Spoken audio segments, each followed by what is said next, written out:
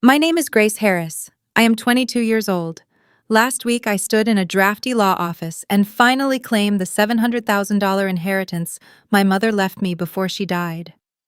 Last night, my stepmother Diane sat me down at our dining room table and demanded I hand every single cent over to her. She did not ask. She did not suggest. She slid a wire transfer authorization form across the mahogany surface and tapped a gold pen next to the signature line. My father Bruce sat at the head of the table. He watched the woman who had systematically erased my mother from our home try to take the very last thing my mother had ever given me. Then he leaned forward, laced his fingers together, and spoke the words that severed our bond forever. He told me that Diane was my family now, and that my mother would have wanted me to sign that money away to save their business. I did not scream. I did not shed a tear. I simply picked up my purse and walked out the door. They believed my silence was submission. They were convinced that the quiet daughter would fold under pressure, just like she always had. They had no idea that the money they were desperate to steal was wired into a legal trap my mother had built for them 9 years ago.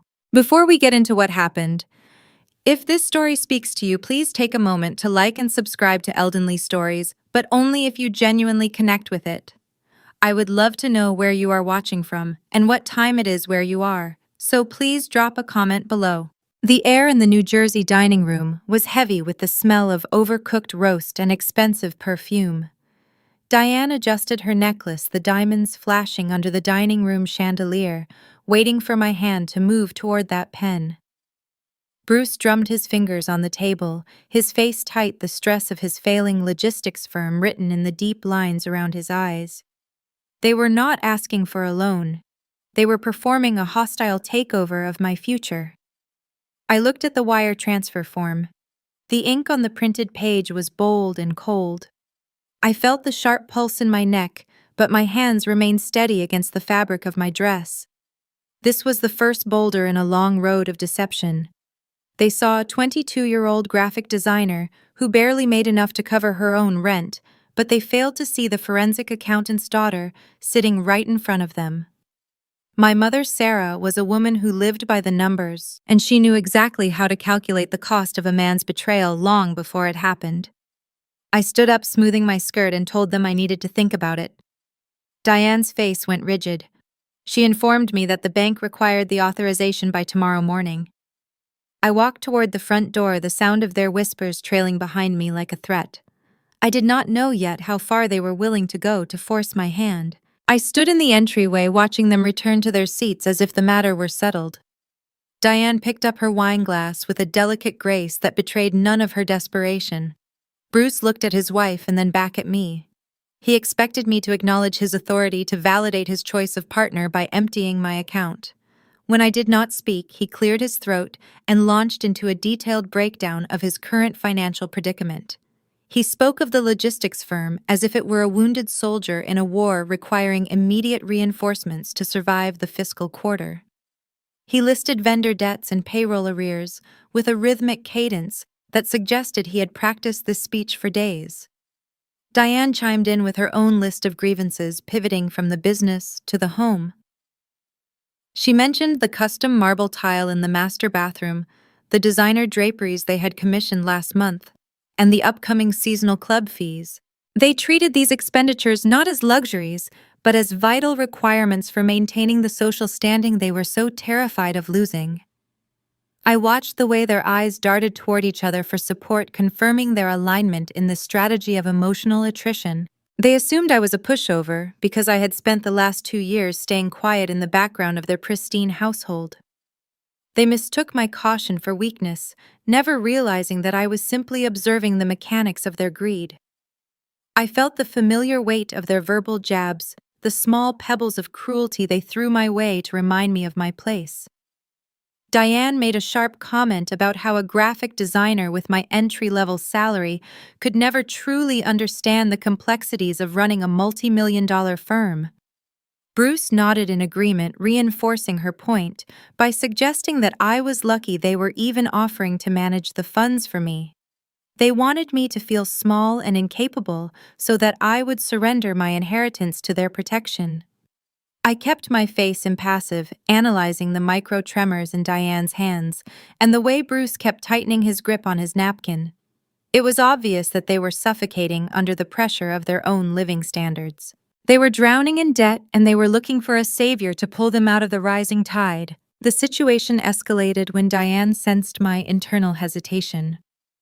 Her smile vanished, replaced by a cold, sharpened gaze. She realized that I was not immediately reaching for the pen. She shifted her strategy, moving from condescending patronization to overt threat. She reminded me that while I lived in my own rented apartment, they were currently covering the monthly cost of the climate-controlled storage unit that housed everything my mother left behind. She spoke of those boxes as if they were nothing more than junk taking up space in a facility they were generous enough to fund. She knew those items were my only physical connection to the life we lived before the funeral. She dangled the threat of canceling the contract and abandoning those boxes to the elements. It was a calculated strike designed to rattle my composure and force a decision based on emotional distress rather than rational thought. She wanted me to believe that my mother's legacy was mine to lose if I dared to defy her. I felt a surge of cold fury rise within me, but I channeled it into a focused silence. I recognized this move. It was another tactic in their game of control. I looked at Bruce, waiting for him to step in as a father, but he simply looked away, his focus returning to the bottom of his wineglass. He was complicit in the extortion, allowing his wife to leverage my grief to save his failing business. I recognized then that there would be no appeal to his better nature. He was entirely consumed by the need to maintain his facade of success. I realized that my staying in this house was a liability to their plans, as my very presence reminded them of the life they had discarded. I gave them exactly what they wanted to hear to end the immediate interrogation. I told them I would sleep on it and provide a final answer by the following morning. I promised to review the documents one last time before making my decision. Diane seemed satisfied, her features softening as she believed she had secured a victory. She even offered a small, patronizing pat on my arm as I turned toward the door. I walked down the hall, the heavy silence of the house pressing against my eardrums. Every step I took away from that dining room felt like a strategic withdrawal from a battlefield where I had just gathered enough intelligence to win the war. The tension was thick, almost physical, as I stepped out into the crisp New Jersey night. The cool air hit my face, grounding me after the stifling atmosphere inside. I did not rush to my car. I took a slow breath, looking back at the house that had once been my home and now felt like a gilded cage. I was not yielding to them. I was simply buying the time I needed to reach out to Mr. Sterling. As I started my engine, I pulled out my phone and dialed the number I had committed to memory years ago. Sterling had been my mother's estate attorney for over 2 decades. He was the one who had guided her through the darkest days of her illness, ensuring that her wishes were set in stone. He had always treated me with a quiet, respectful distance, but tonight I knew our relationship would change. I needed his guidance to navigate the mess Bruce and Diane were creating. My phone rang 3 times before he answered, his voice steady and awake despite the late hour. I kept the conversation brief, informing him that I was being pressured to liquidate the trust and that the situation had reached a critical stage. He listened without interrupting his silence, providing a space for me to explain the specific demands they had made. When I finished, his voice remained entirely calm, but I could hear a shift in his tone that suggested he had been expecting this call for a long time. He told me that there was no need for me to panic or to rush any decisions. He explained that my mother had been very explicit about the security protocols she put in place. He asked me to come to his office at the first opportunity in the morning, assuring me that he had the documents we needed to handle Bruce and Diane once and for all. Hearing his confidence made the crushing weight of the last few hours lift from my shoulders. I felt an immense sense of relief, knowing that the trap my mother had built was finally being activated. I had been carrying the burden of my father's potential ruin for years, and now I was ready to let the legal system carry that load instead. I drove away from their cul-de-sac, my mind racing through the logistics of the coming confrontation. I had promised them an answer by morning, and I would give them one. It would not be the answer they expected, but it would be the truth they deserved. I realized that my mother's foresight had been a gift of profound love. She had seen the future, calculated the risks of Bruce's character, and ensured that his own greed would be the instrument of his undoing. As I merged onto the highway, I felt a newfound sense of purpose. I was no longer the quiet daughter watching from the sidelines. I was a participant, and I had the documents to prove it. I arrived at my apartment just after midnight. The building was quiet, the halls dimly lit and smelling of stale floor wax. I unlocked my door and stepped into the small space that was truly my own. I did not turn on the lights immediately, preferring to sit in the darkness and reflect on the events of the evening. The pebbles of their cruelty had served as a catalyst, forcing me to finally stop protecting them from the consequences of their actions. I knew that tomorrow morning the dynamic of our relationship would be permanently altered. I had a plan. I had the support of the right legal counsel, and I had the moral high ground. The uncertainty of my housing or my future no longer felt like a boulder crushing me, but rather a hurdle I was fully capable of clearing. I went to my small kitchen and poured a glass of water, my hand steady. I thought about the files. Sterling had mentioned the specific clauses that would render Bruce's demands invalid. I imagined the look on Diane's face when she realized her plan had backfired. She would try to blame Bruce, and Bruce would try to blame me, but the paperwork would be the final arbiter. The cycle of manipulation that had defined my life since the funeral was coming to a definitive end. I spent the rest of the night reviewing my digital files and cross-referencing the notes I had kept on the financial threats they had made. Every piece of evidence was already logged and categorized. I was prepared. The sun would rise soon, and with it the truth. The drive through the suburbs of New Jersey felt like moving through a landscape of blurred gray memories. Rain lashed against the windshield of my car, the rhythmic swipe of the wipers acting as a metronome for the racing thoughts in my head. I looked out at the passing houses, all of them lit with the warm, golden glow of families living their lives, and felt a sharp, piercing pang of longing. My mother, Sarah, would have loved this rain.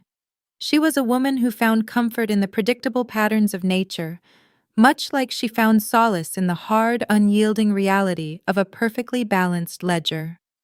She had spent her career as a forensic accountant, a profession that required her to see through the masks people wore to hide their financial indiscretions. She possessed a rare analytical gift for detecting the smallest discrepancies in a sea of numbers, and that same intuition had been applied to her marriage. She saw through the hollow bravado of my father Bruce. Long before I ever understood the nature of his weakness, I remembered the days before she passed away, a time when the world felt as though it were collapsing in slow motion. She had been diagnosed with stage 4 cancer, a reality that forced her to confront her own mortality with a composure that terrified me. While she was fighting for every breath, Bruce was already busy planning for a future that did not include her. He had started diverting funds to cover his gambling debts and his reckless business expansions, convinced that no one would notice his quiet, systematic looting of our household assets. Sarah did not cry, and she did not confront him in the explosive, heated manner one might expect. She simply watched, analyzed, and prepared. She knew he would inevitably run out of resources, and she knew he would eventually view my inheritance as his final lifeline. She understood his lack of discipline better than he understood it himself, and she turned that knowledge into a defensive perimeter that I was only just beginning to navigate. The memory of those 2 years spent watching her health fade while Bruce grew increasingly erratic felt like a heavy stone resting in my stomach. He had started spending beyond his means the moment the doctors confirmed her prognosis, treating the money in our accounts as if it were an infinite resource rather than the bedrock of our family security. Sarah did not complain. She did not waste her dwindling energy on arguments that would never penetrate his thick layer of denial. Instead, she spent those nights working at her desk, her movements slow and deliberate, weaving a complex web of legal protections that I was only now starting to decipher. She was building a shield brick by brick, document by document, ensuring that when the time came, her daughter would not be left standing in the ruins of his failures. She had always told me that the most dangerous weapon in any room is the truth, especially when it is backed by the force of law. I finally reached my apartment complex, the tires crunching over the wet asphalt of the parking lot. The building stood tall and uninviting against the dark, rainy sky. I parked the car and sat for a moment, listening to the rain drumming against the roof, feeling the strange, surreal weight of the night settling over me.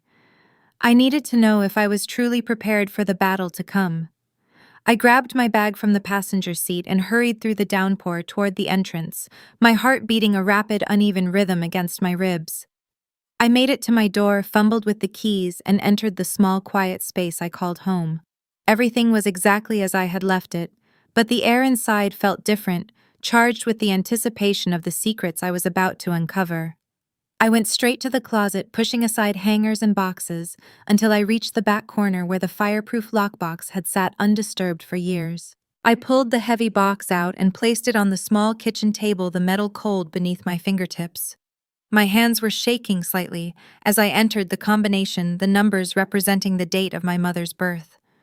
The lock clicked, a sharp, decisive sound that echoed in the quiet apartment. Inside, nested between my birth certificate and a collection of old photographs, was the yellowed envelope.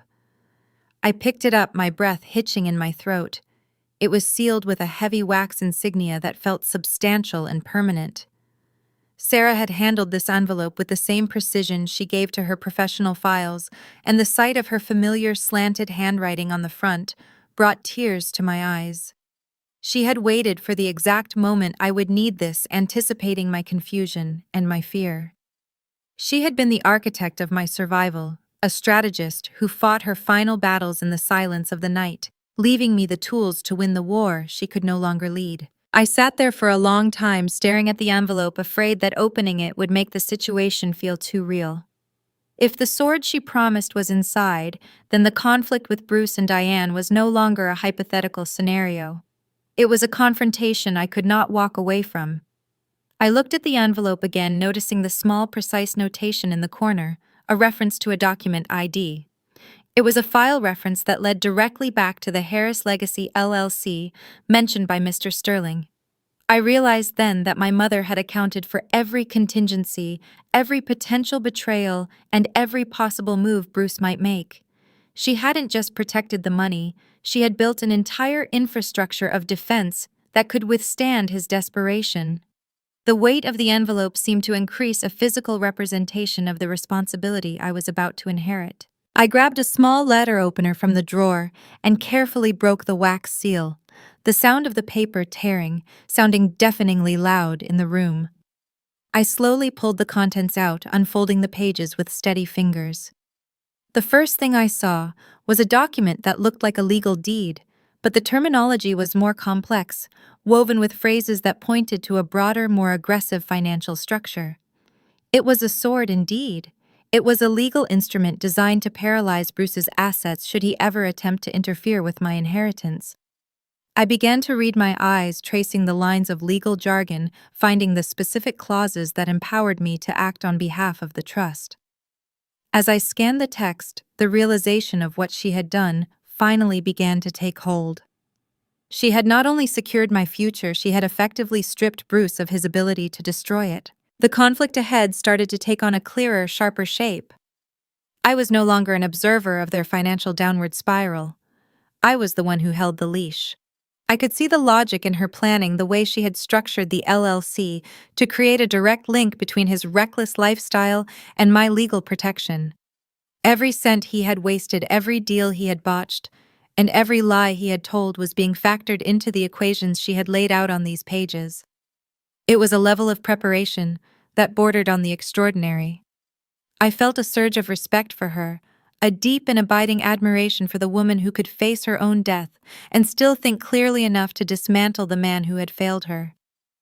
I turned the page, seeing a list of specific actionable items I needed to discuss with Mr. Sterling when I saw him again. One of the items on the list was a reminder to check the recent banking activity on a specific account I didn't recognize. My pulse quickened. If there was another account one that Bruce had no knowledge of, it could provide the final piece of the puzzle I needed. I reached for my laptop, my fingers flying across the keys as I accessed the portal Sterling had provided. The screen glowed bright in the dark room, and I waited for the page to load, the minutes feeling like hours. When the balance finally appeared, I could barely believe my eyes. It was a significant amount separate from the primary trust, and it had been accruing interest for nearly a decade. She had been funding this account in total secrecy, creating a buffer that would allow me to walk away from everything if I had to. The sudden discovery of this additional security felt like an unexpected gift, but it also raised a new, uncomfortable question. Why would she keep this account separate even from me? I began to search through the remaining papers in the envelope looking for an explanation and found a brief handwritten note clipped to the bottom of the last page. It was a message from Sarah apologizing for the secrets she had kept, but explaining that she couldn't risk Bruce finding out about it. She warned me that he was capable of deeper deception than I could ever imagine, and that I should use these funds to establish my own independence away from his influence. It was her final act of love, a promise of freedom that transcended the financial value of the money itself. The tension in the apartment reached a new high as I processed everything. I was armed with information Bruce couldn't possibly anticipate, and I had the resources to follow through on any action I decided to take. The boulder of my inheritance demand was still there, but now I had a weapon that could shatter it.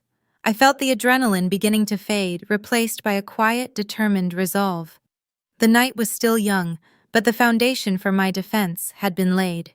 I would go to see Sterling in the morning, and we would move to implement the strategy my mother had designed. The path forward was clear, and I knew that whatever happened next, I would finally be the one in control. The silence of the apartment felt less like an empty space and more like a sanctuary where I could prepare for the next step. I closed my laptop, the screen going dark, and sat back thinking about the look on Diane's face when she would finally realize that her target had been shielded all along. The anticipation of the coming conflict no longer filled me with dread. It filled me with a cold, focused clarity. I had spent years watching my father treat me as an afterthought, an inconvenience he only paid attention to when his own greed demanded it. That was going to change, and it was going to change because I had the tools to make it happen. I looked at the fireproof box one last time, closed it, and put it away. Everything was in place. I lay down on my bed, staring up at the ceiling, wondering how Bruce and Diane would react when they realized they hadn't just failed to get the money, but had walked directly into the trap my mother had set years before.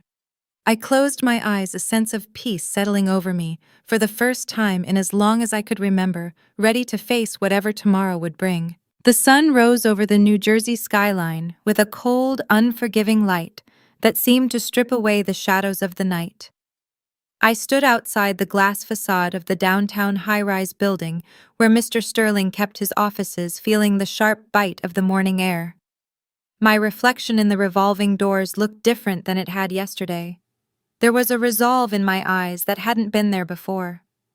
I was walking into this meeting not as a grieving daughter looking for guidance, but as the managing member of a corporate entity designed to protect my future from my own father. I pushed through the doors, the lobby's hushed atmosphere, calming my nerves as I checked in with the receptionist. She recognized me immediately and gestured toward the corridor that led to the executive suites, a space where the carpet was so thick it swallowed the sound of my hurried footsteps. Mr. Sterling was waiting for me behind his massive mahogany desk, his posture as rigid and upright as it had been the day I first met him at my mother's funeral. He was reviewing a thick file that I recognized as the original documentation for the Harris Legacy LLC, the very entity my mother had spent months meticulously crafting. He stood up as I entered, offering a brief, professional nod that acknowledged the seriousness of the situation. There was no room for small talk, and he knew I didn't want any. He motioned for me to sit, then slid a leather-bound folio toward me, opening it to reveal a map of the financial structure that now defined my life. He began by clarifying that the money Bruce was so desperate to seize was never a standard inheritance. It was for all intents and purposes a corporate asset held in trust, and it operated under a set of rules that were immune to the whims of a desperate, failing logistics owner. I watched him as he traced the flow of capital on the document with the tip of his silver pen. He explained that I was the beneficiary, yes, but more importantly, I was the sole managing member of Harris Legacy, LLC. This distinction was critical. It meant that I had the authority to control the dispersal of funds, provided that certain conditions were met. The most crucial condition, however, was the one that caught me completely off guard. He pointed to a clause that required a secondary signature before any major liquidation could occur. That signature had to be his. For years, I had assumed the trust was something I would eventually just be handed a pile of cash to spend as I pleased. I hadn't realized my mother had put a gatekeeper in place to ensure that I couldn't be manipulated into giving it away prematurely. Sterling went on to reveal that my mother had been observing Bruce's financial habits with the same forensic intensity she brought to her accounting work. She had seen the signs of his mounting debt and his inability to curb his spending long before the final diagnosis. She understood that once she was gone, he would treat her death as a fiscal reset button.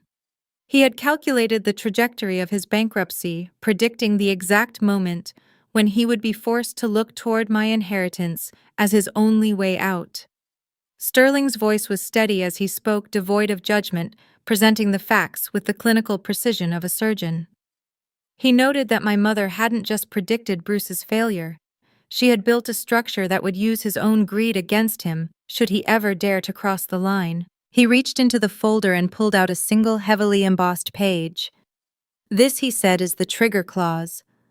I took it from him, my fingers brushing the heavy parchment.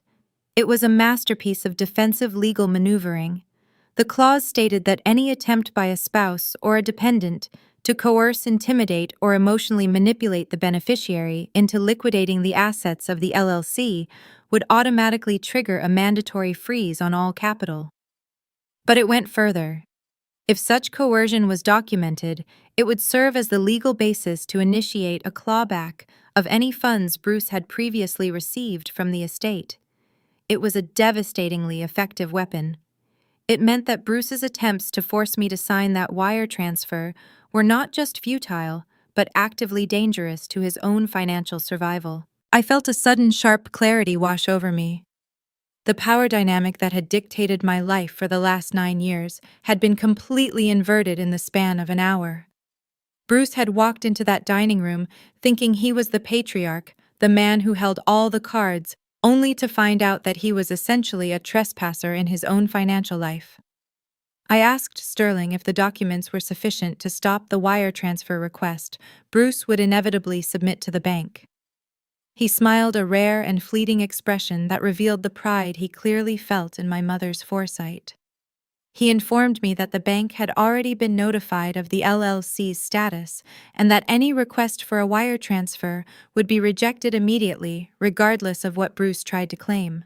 The realization hit me that I was protected not just by law, but by a system designed to outlast any attempt at interference. I looked at the legal weapon in my hands and felt a profound sense of vindication. For years, I had listened to Bruce lecture me on responsibility and family loyalty, while he slowly drained the life out of everything my mother had worked for. Now those very concepts were being used to ensure his accountability. I asked Sterling how we should proceed with the notification. He suggested we wait for Bruce to make the next move. He wanted to ensure that any action we took was fully supported by the evidence of his coercion, which would make it impossible for him to contest our decisions in a court of law. As we discussed the next steps, the office door suddenly buzzed, and Sterling's assistant informed him of an urgent incoming call from Bruce. My heart skipped a beat, but Sterling simply gestured to the speakerphone on his desk. He pressed the button, and Bruce's voice, sharp and agitated, filled the room. He was calling to demand to know why the bank was refusing to acknowledge his status as a consultant for the trust. He sounded breathless, his words tumbling over each other in a frantic, disjointed mess. He threatened legal action, claiming that the delay was causing irreparable harm to his company's operations. I sat there in silence, listening to my father scramble, feeling a strange mixture of pity and contempt for the man who was so clearly losing his grip on reality. Sterling didn't let him get a word in edgewise. He informed Bruce that any communication regarding the LLC must be directed through his office and that he was currently in the process of reviewing the documentation regarding the recent pressure placed on me. The change in Bruce's tone was instantaneous. He went from bluster to a stammering defense, trying to explain that it was all just a misunderstanding, a simple administrative error. It was the sound of a man who was finally realizing that he had poked a hornet's nest he couldn't control. Sterling ended the call with a curt notification that a formal letter would be sent to his residence, outlining the consequences of any further unauthorized inquiries. He disconnected the line, and the room fell into a heavy, suffocating silence. I looked at Sterling, and he simply gave me a knowing look. This was only the beginning. Bruce would not accept defeat so easily. He would find another way to push, another way to threaten. He was too desperate and too prideful to just walk away. I stood up, feeling the weight of the folio in my hand, ready to take on whatever came next. I had the trigger clause, I had Sterling's backing, and for the first time in my life, I had the truth. As I left the office, the bustling energy of downtown New Jersey felt different, less overwhelming, as if I were finally walking in sync with the world around me. I had survived the first confrontation, and I was more than ready for the next. I stepped out onto the sidewalk, the midday sun reflecting off the tall buildings, and took a deep breath of the city air. My phone vibrated in my pocket. It was a message from Diane demanding to know where I had disappeared to and reminding me that the bank deadline was only a few hours away. She was still under the impression that this was a negotiation I was stalling on.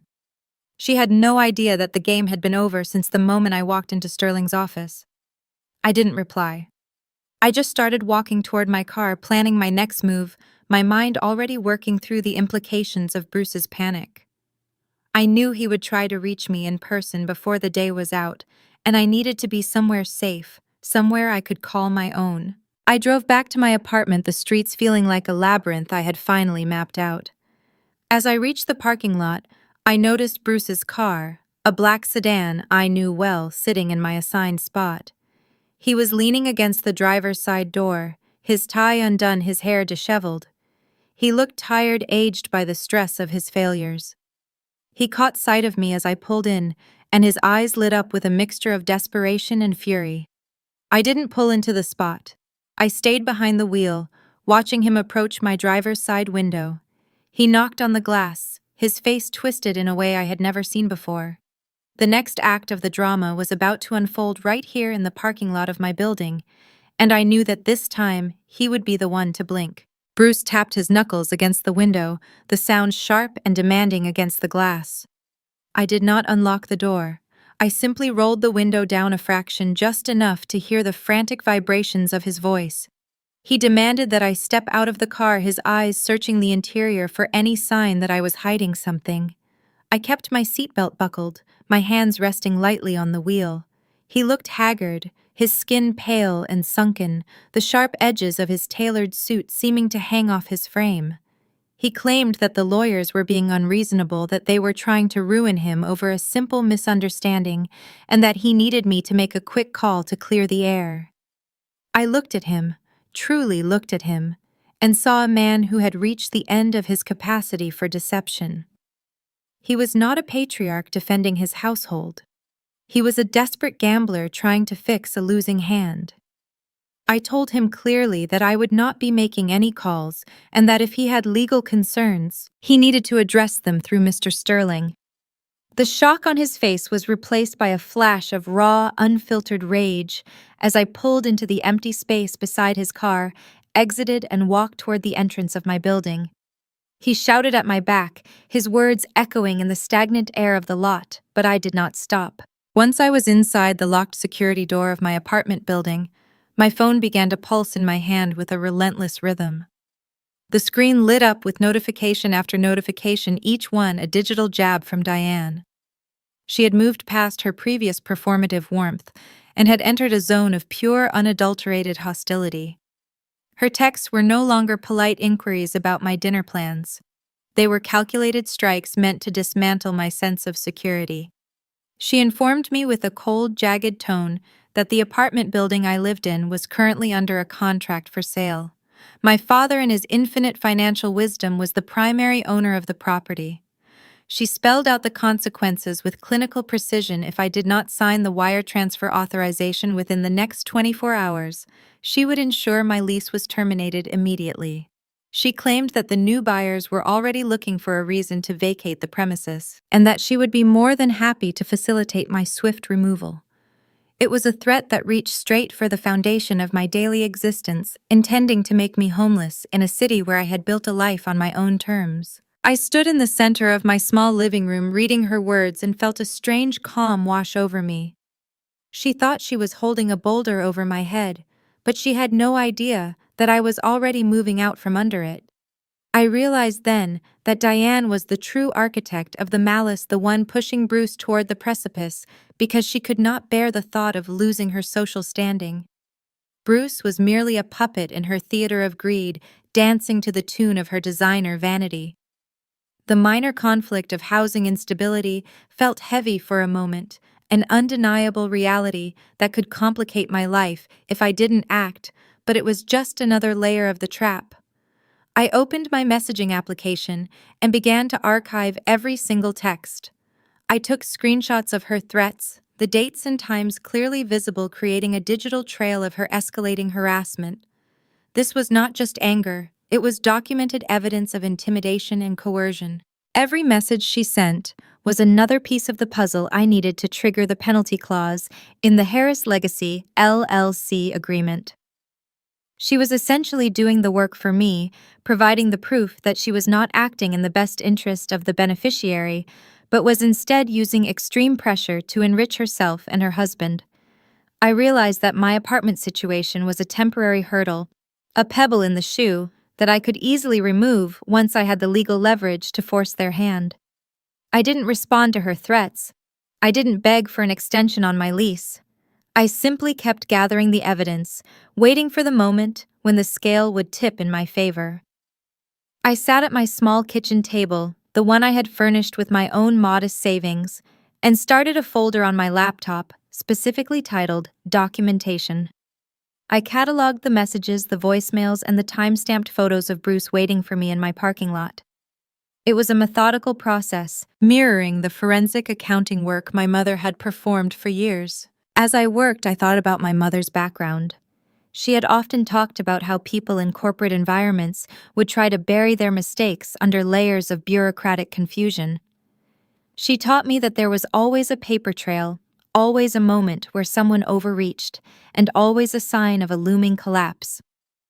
Diane and Bruce were running their own version of a corporate disaster, and they were leaving a trail of debris for anyone to see. My mother's foresight in naming me the managing member of the holding company meant that I had more than just a right to an inheritance. I had a right to protect the interests of the entire entity. If they tried to evict me, they would have to file the paperwork with the city, and that paperwork would be open to scrutiny. Any attempt to use their ownership of my apartment building to harass the primary beneficiary of the trust they were currently trying to rob would be viewed as a clear act of bad faith by any judge in the state. The tension in my apartment was not the kind that makes you want to hide. It was the kind that keeps you wide awake and sharp. I spent the afternoon drafting an email to Mr. Sterling, detailing the eviction threats and the sudden move by my father to liquidate the property. I knew this information would be vital for our case. I was not just protecting my inheritance anymore. I was preparing for a total legal offensive. I looked around my home, the walls that I had painted, and the furniture I had carefully selected, and felt a surge of possessiveness. This space was mine, and I would not let them turn me out like a tenant in one of their poorly managed properties. I began to look into local tenant rights laws, noting the statutes that protected residents from retaliatory eviction. I was building a shield made of statutes, court precedents, and ironclad evidence. Late in the afternoon, the doorbell rang. I walked to the entrance and peered through the peephole. It was a courier standing in the hallway with a thick, official-looking envelope. I opened the door, signed the receipt, and found a formal notice of intent to sell the property. It was the physical manifestation of Diane's digital threats, a piece of paper meant to intimidate and terrify. I laid it on my table next to my laptop, a final piece of evidence of their hostile intent. It was the boldest move they had made, yet a clear declaration that they were willing to burn down their own assets just to hurt me. I felt a chill not of fear, but of realization. They had truly lost all sense of proportion. They were no longer operating within the bounds of a normal family dispute. They were engaged in a scorched earth campaign. I turned my attention back to my laptop, refining my list of grievances and organizing the evidence. I was no longer interested in reaching a middle ground with them. I wanted them to understand that they had made a fatal error in calculation. I had spent my entire life being the daughter who didn't cause waves, the one who worked hard at her design job, paid her bills, and kept her head down. But that version of me was gone. The new version of me had been forged in the crucible of my mother's final weeks, and tempered by the months I spent observing Bruce's slow descent into his own financial madness. I felt a sense of clarity that was almost intoxicating. I was ready to use every single piece of information I had to end their influence on my life. My phone rang again, an unknown number this time. I answered it, expecting another lawyer or perhaps a representative of the buyers my father had supposedly found. It was a man cold and professional, identifying himself as a real estate agent working for my father. He informed me that the building was being prepared for inspections, and that I would need to provide access to my unit within the next 48 hours. He used the same tone of voice Diane had used in her text messages, a mix of condescension and bureaucratic arrogance. I listened to his demands, my voice remaining level and polite, as I informed him that I was well aware of my rights as a tenant and that any access to my unit would require proper legal notice according to New Jersey state law. I didn't give him any leeway, didn't make any excuses, and certainly didn't apologize for my status as a resident. I could hear the confusion in his voice as he stuttered an explanation, clearly not having expected a tenant who knew her rights so well. I hung up the phone and realized that even the professionals they hired were just as arrogant as they were. They thought they could walk over me because they assumed I lacked the resources or the knowledge to fight back. I walked to my window and looked out at the street below. The city lights were beginning to flicker on a vast network of connections and lives that had nothing to do with the petty dramas of the Harris estate. It was a reminder that the world was much larger than Bruce and Diane's fading social status. I felt a sudden urge to get out, to walk, to breathe, and to see something that didn't remind me of the conflict. I grabbed my coat and headed out the door, the fresh air of the evening bracing me for the next phase of the struggle. I walked through the neighborhood, feeling the rhythm of the city pulse around me.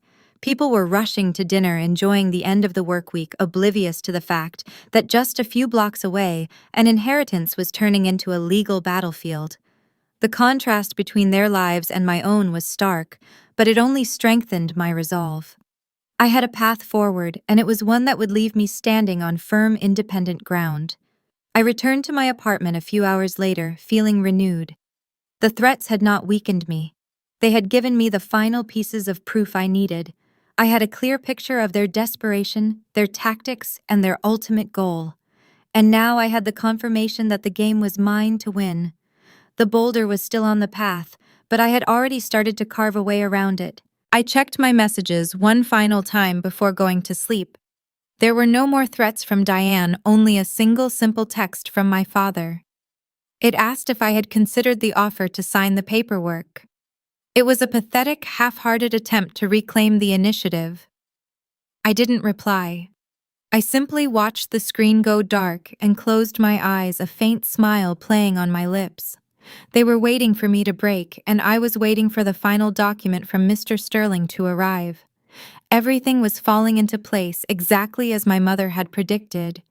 The escalation was inevitable, and the fallout was going to be total.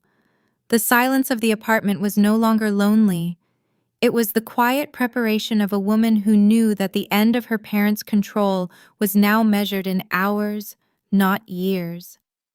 I felt a profound sense of peace as I drifted off the plan for the next morning, already crystal clear in my mind. The game was mine to command, and I would not falter until every piece was in its rightful place. The evening air hung thick and humid as I pulled into the circular driveway of the house that had been my childhood home, now transformed into a showroom for my stepmother's ambitions. The porch lights glowed with an aggressive intensity, illuminating a lawn that looked more like a corporate installation than a place where a family actually lived. I sat in my car for a moment, listening to the silence of the engine, mentally rehearsing the sequence of the night ahead. This dinner was their stage, a carefully orchestrated performance meant to pressure me into a role I had never signed up for. They wanted a submissive daughter, a financial savior, and a quiet witness to their decadence. I checked my bag one last time, feeling the sharp rectangular edge of the manila envelope resting against my personal belongings. It was my own script, and tonight I was the one directing the outcome. I walked up the front steps, the wood creaking beneath my feet like a staged warning. The door opened before I could even reach for the knocker, revealing Diane standing in the foyer, dressed in a silk gown that must have cost more than my first car. She welcomed me with a thin, brittle smile that didn't reach her eyes, her hand firmly guiding me toward the dining room. Bruce stood at the head of the table nursing a tumbler of whiskey with a jittery energy that stood in stark contrast to his usual rehearsed confidence. He didn't meet my gaze when I entered, his attention focused entirely on a stack of legal papers resting near his dinner plate. The atmosphere was stifling, charged with an unspoken demand that vibrated through the very floorboards of the house. We sat down, and the clatter of silverware against porcelain served as the only soundtrack for the first 10 minutes of the meal. Diane began the conversation by weaving a tapestry of her future, speaking at length about a property they had supposedly put an offer on in the Hamptons.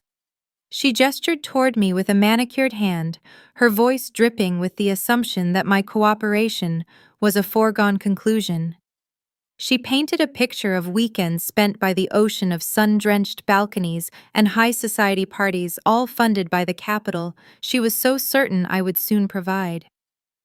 I listened to her, my expression carefully blank, while she described the furniture she had already selected for the guest suite that would be reserved for me.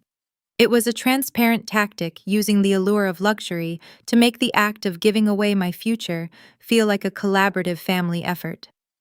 Bruce sat silent, his gaze occasionally darting toward the folder on the table as if he were waiting for a bomb to go off. He looked physically ill, his movements slow and clumsy as he tried to hide the fact that his hands were trembling. I watched them play their parts with a clinical detachment that felt like armor. Diane was the antagonist, fully committed to her narrative of entitlement, while Bruce filled the role of the coward, a man too spineless to confront the reality of his own failures. He was a creature of comfort, and the thought of losing the status they had projected onto their neighborhood was enough to turn him into an accomplice to his own wife's scheme. I didn't speak, not because I was intimidated, but because there was no need to interrupt a performance that was already serving my purposes. Every word they uttered was building the case against them. Every boast they made was further evidence of their intent to exploit a vulnerable estate. They were so busy counting money they didn't yet possess that they failed to notice the shift in my posture, the way I remained seated with a stillness that was fundamentally different from my usual demeanor. The tension finally reached its breaking point when Diane leaned forward, her voice dropping into a register of sharp, impatient command. She pushed the wire transfer form further toward my side of the table and demanded that I stop being difficult. She told me that the bank wouldn't wait forever, and that my hesitation was jeopardizing the security of the entire family. She warned me that my stubbornness was beginning to look like an act of betrayal, a selfish refusal to contribute to the household that had supposedly sacrificed so much to give me a life. The accusation hung in the air, a grotesque distortion of the truth that required an immediate correction. I didn't feel anger, only a profound sense of closure. The time for play acting had finished. I slowly reached into my bag and withdrew the envelope, the sound of the thick paper sliding against the tabletop sounding like a gavel strike in the sudden silence of the room. I didn't reach for the pen. I didn't offer a rebuttal to her accusations of selfishness. Instead, I placed the letter directly in front of Bruce, the thick, cream-colored stationery standing out against the polished mahogany. I saw his eyes widen as he recognized the seal, his breath hitching in his throat as he realized this wasn't a request for his signature. It was an official communication from Mr. Sterling's office, a notification that would change the trajectory of his entire life. Diane looked at the envelope with a confused, mocking expression, clearly assuming I had finally broken down, and brought a modified version of the transfer documents. Her hubris was absolute, a blinding confidence that prevented her from seeing the trap she had walked into.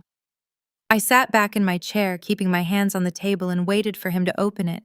Bruce's fingers fumbled with the wax seal, his movements jerky and uncoordinated. He pulled out the documents, the rustle of the paper serving as the only noise in the dining room. As he read, the color began to bleed from his face, his complexion turning a sickly, washed-out shade of gray. I watched the realization dawning on him line by painful line. He was reading the notice of acceleration, the legal proof that his mortgage was held by his dead wife's company, and that his attempt to coerce me had triggered the immediate calling in of his debt. He looked up at me, his eyes wide and vacant, as if he were struggling to process the language of his own destruction. Diane reached out to grab the paper, her voice rising in a sharp, frantic query about what the hell was happening, but Bruce didn't hand it to her. He was catatonic, a man who had suddenly discovered that the floor he had been standing on had been turned into a precipice. I broke the silence, my voice low and steady, carrying no trace of the nervousness I had felt the night before. I told him that the documents in his hand were the final answer to the request for the wire transfer, and that the terms of the mortgage were no longer negotiable. I didn't raise my voice. I didn't need to. The gravity of the situation was already doing the work for me. The look on his face shifted from shock to a deep, agonizing shame that I had never witnessed before. He finally understood that Sarah hadn't just died and left him a free pass to do as he pleased. She had carefully constructed a system that would wait for him to fail, and he had delivered exactly the results she predicted. The silence that followed was heavy, a suffocating vacuum that seemed to draw all the air out of the room. Diane finally managed to snatch the letter from his limp hand, her eyes darting across the text as she sought a loophole or an explanation. Her arrogance was replaced by a frantic, jagged confusion. She began to read sections aloud, her voice trembling as she realized the implications of the Harris Legacy LLC ownership. She turned to Bruce, screaming at him to explain why her signature was on a document that gave my mother's company the power to evict them. The performance was over. The antagonist and the coward were now turning on each other, the veneer of their shared greed peeling away to reveal the raw, ugly reality of their incompetence. I didn't feel the need to join in to defend myself or to explain any further. The documents were self-explanatory, and the law was clear. I stood up, pushing my chair back with a deliberate, slow motion that felt as heavy as the stone I had carried for 9 years. I looked at the two of them huddled over the table as if trying to shield themselves from the reality staring back from the pages. I realized that this moment was not a triumph for me, but rather a correction of a fundamental imbalance. They had spent years treating my presence as a burden, and my mother's legacy as a resource to be harvested, and now they were simply encountering the logical conclusion of their own choices. I turned and walked toward the foyer, the clicking of my heels on the hardwood floor feeling like the ticking of a clock that had finally run out of time. I didn't look back to see how they would react to the realization that their 30-day countdown had already begun. The dinner of deceit had ended, and the house they had lived in on my mother's dime was no longer the fortress of social standing they had convinced themselves it was. As I opened the front door and stepped out into the night, the fresh air of the New Jersey suburbs felt clean, stripping away the artificial scent of their carefully curated lives. I had served notice, and I had done it with the precision and grace that my mother would have expected. The conflict had escalated, and now the entire foundation of their world was about to collapse. I walked to my car, my mind already moving to the next set of events I would need to manage in the coming weeks. The trap had been triggered and there was no turning back. The silence in the dining room became absolute, the only sound the ragged, shallow intake of air from the man who had built his life on the shifting sands of arrogance. Bruce stared at the cream-colored parchment as if it were a physical threat, his eyes tracking the lines of ink with a desperate intensity that clearly signaled his total bewilderment. He flipped the sheet over, hoping for a signature or a closing remark that might mitigate the cold, clinical truth displayed before him. He was not finding any. My mother had possessed the uncanny ability to deconstruct a situation until every hidden motive was exposed, and this letter was her final masterpiece-level forensic report. She had not relied on emotional outbursts or histrionics. She had instead laid out his financial infidelity with the same detached precision one might use to catalog a collection of damaged assets. She detailed his history of reckless spending, his failed attempts to hide debts, and the specific instances where he had diverted funds meant for my future into his own failing business ventures. It was an inventory of his character, and it was devastatingly accurate. The shock was total, a profound disruption that left him completely speechless. He had spent years pretending he was the master of his domain, the successful provider who had secured a life of comfort for us all.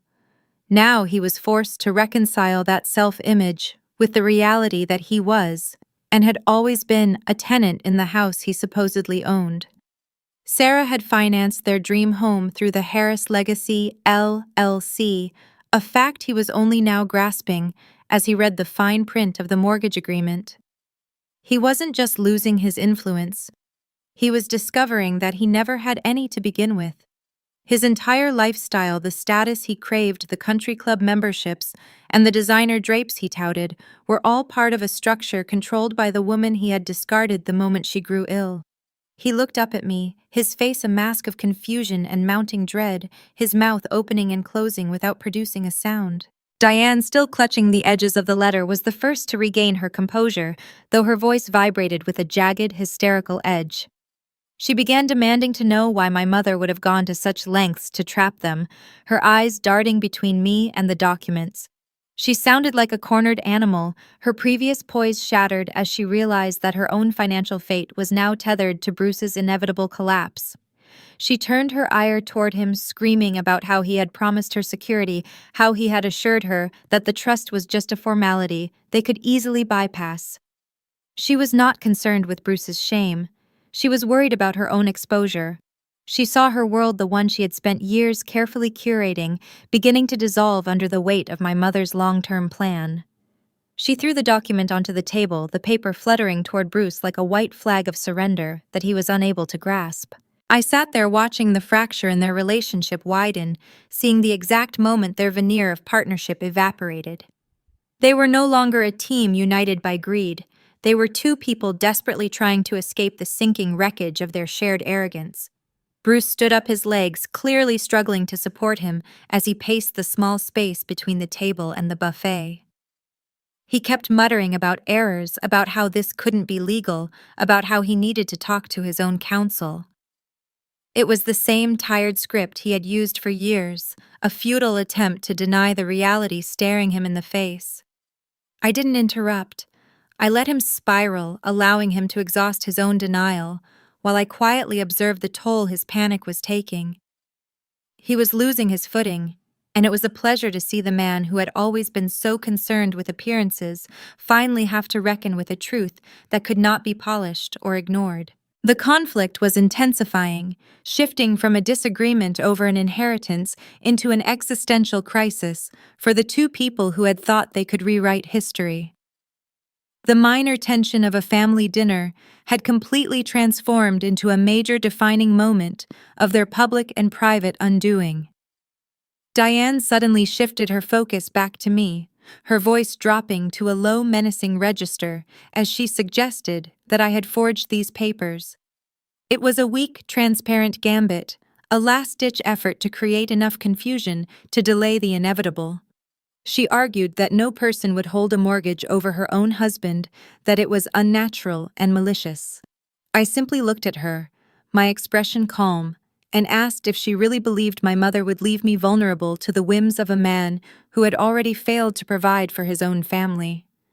My question hung in the air, a direct challenge that silenced her immediate objections. Bruce finally spoke, his voice cracked and fragile, asking me how I could do this to my own father. It was an appeal to the very sentimentality he had spent his entire marriage to Diane disregarding. He tried to reclaim his position as the victim, painting himself as the man who had simply tried to keep his family afloat regardless of the cost. He asked me to consider the implications, to think about the damage this would do to our family name. I watched him unimpressed, remembering the years I had spent watching him choose his own comfort over my basic needs. He was trying to evoke a loyalty he had never bothered to earn. I told him that the family name had been his responsibility to protect, and that he had failed to do so long before Sarah had passed away. He flinched as if I had struck him the truth of my words, cutting through the noise of his excuses. Suddenly, a new conflict arose when the phone in the foyer began to ring, a sharp, jarring sound that pierced the tension in the room. Diane started toward it, likely expecting another call from their increasingly nervous vendors, but Bruce stopped her with a sharp command. He didn't want any more witnesses to this disaster. The phone continued to ring, a relentless, intrusive presence that kept everyone on edge. It was the sound of the outside world, beginning to encroach on their carefully maintained illusion. I realized then that their isolation was going to be their greatest enemy. They had spent so long alienating the people who actually cared about them that they were now facing this crisis entirely on their own. The ringing finally stopped, replaced by a silence that felt even more oppressive than before. I reached out and pulled the documents back toward me, gathering them with a slow, deliberate movement that signaled the end of the discussion. I told them that the acceleration of the debt was now a matter of record, and that they had 30 days to comply with the legal requirements outlined in the promissory note. Diane tried to block my path as I stood up, her face twisted in a mask of desperation, but I didn't stop. I simply moved around her, leaving them in the ruins of their own making. I walked toward the door, Bruce's heavy, defeated footsteps following me into the foyer.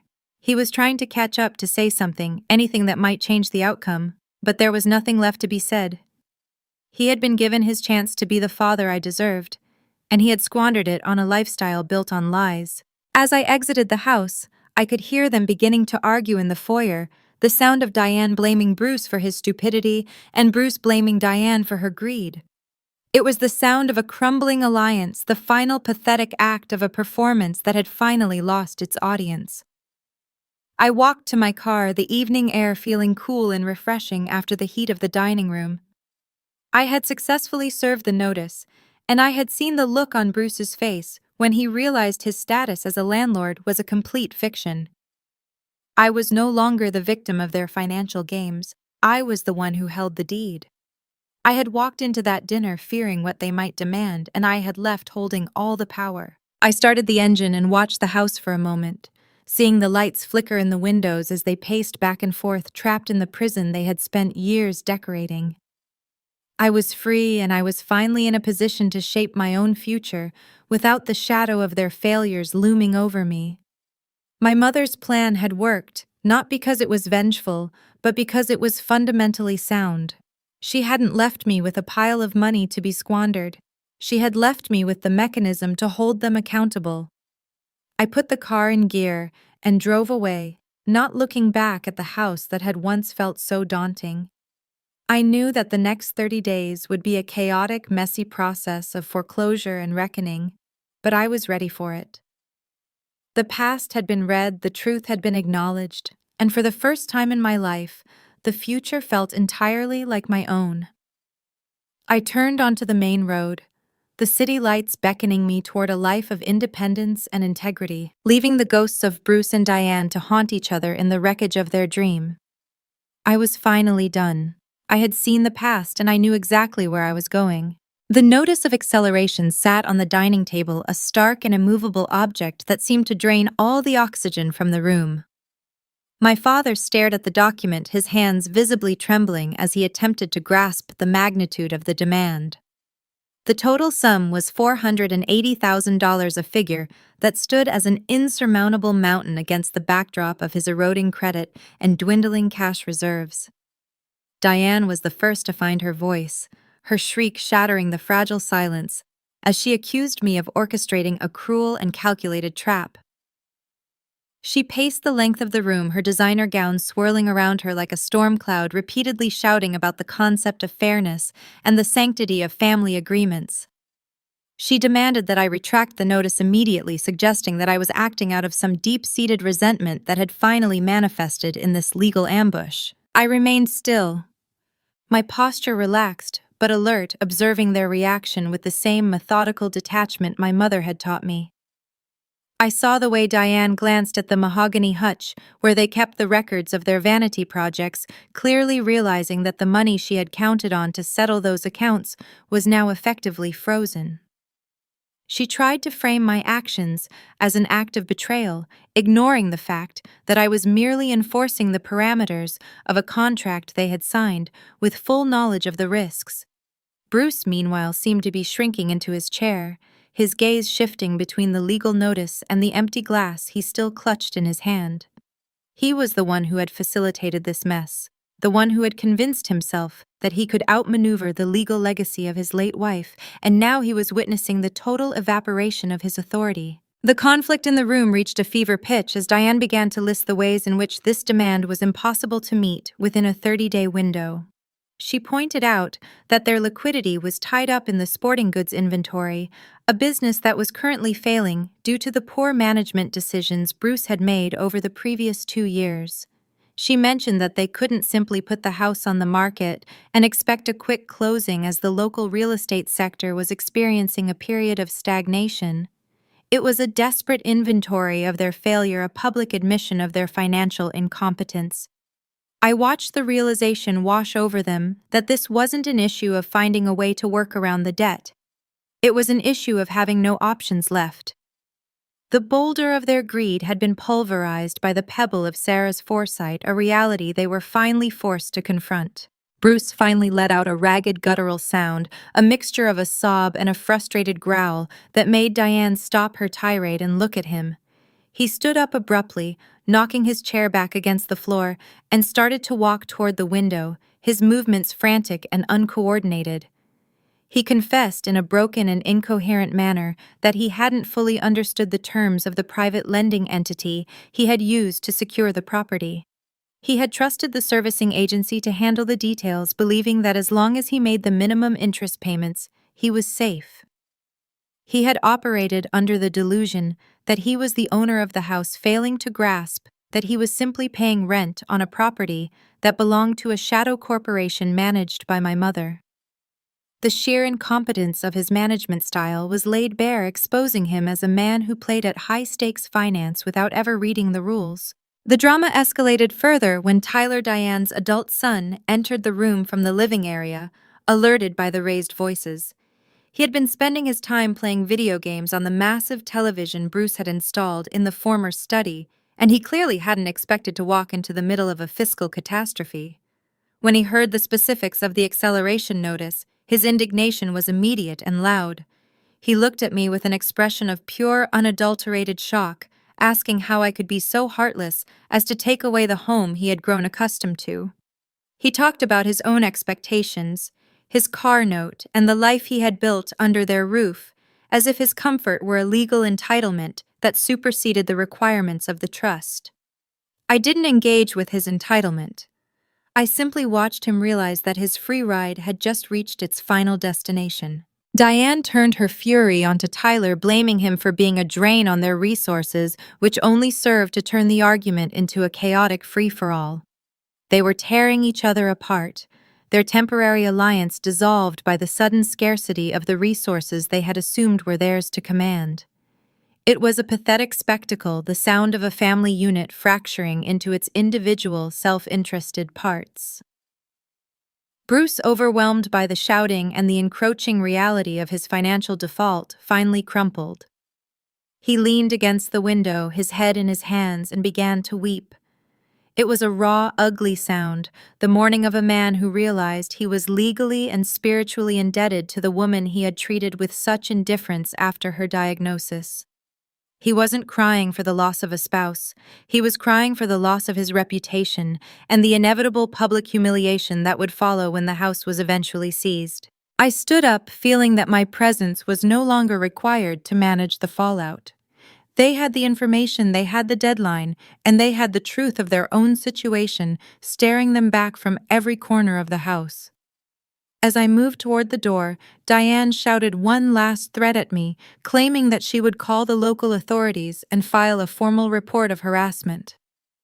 I didn't break my stride. I knew the police would find nothing but a legally sound contract and a record of their own coercive attempts to bypass the trust's bylaws. Their threat was empty, a final futile gesture made by someone who had run out of legitimate ways to fight. I stepped into the cool evening air, leaving the sound of their arguing voices behind me, and walked toward my car. The walk felt like a return to sanity. The cool breeze on my face was a sharp contrast to the stifling, desperate heat inside the house.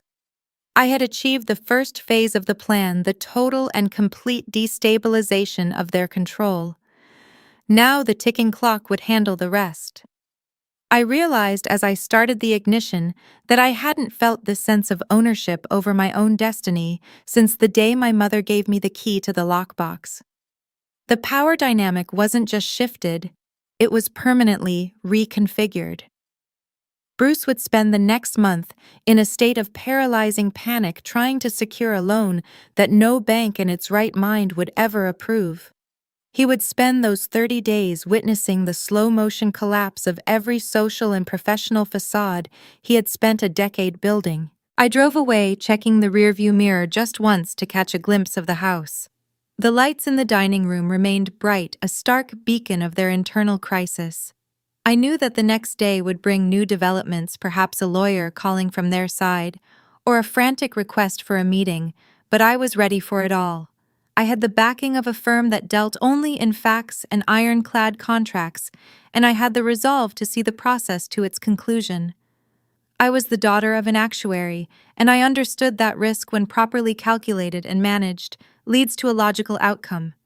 They had gambled on my silence, and they had lost everything on the outcome of that single foolish bet. As I reached the highway, I took a long, steady breath and allowed myself a moment to process the weight of the victory. I was not the same person who had entered that house 3 hours earlier. I had walked in with a sense of trepidation, and I had walked out with a sense of command. I knew there were still hurdles ahead: the foreclosure process, the potential for further harassment, and the messy business of liquidating their remaining assets, but I also knew that the hardest part was finished. I had forced them to look at the math, and the math had been found to be entirely in my favor. The road ahead was long, but it was mine, and I had the legal tools to ensure that no one would ever try to steal my future again. I returned to my apartment and sat down at my laptop, the quiet space offering a refuge from the noise of the confrontation. I didn't feel the need to call anyone to share the news. The events of the evening were personal, a step in the process that I had to navigate for myself. I checked the status of the trust accounts, seeing that everything was operating exactly as Sterling had described. The system was functioning perfectly, a well-oiled mechanism of justice that was currently grinding through the resistance they had offered. I felt a deep, profound sense of gratitude toward my mother for the foresight she showed in her final painful months, and for the strength she had instilled in me by forcing me to face these challenges. I was ready for the next move, and I was going to make sure that it was just as decisive as the one I had just completed. I stood my ground in the center of that dining room, the silence stretching between us like a physical barrier.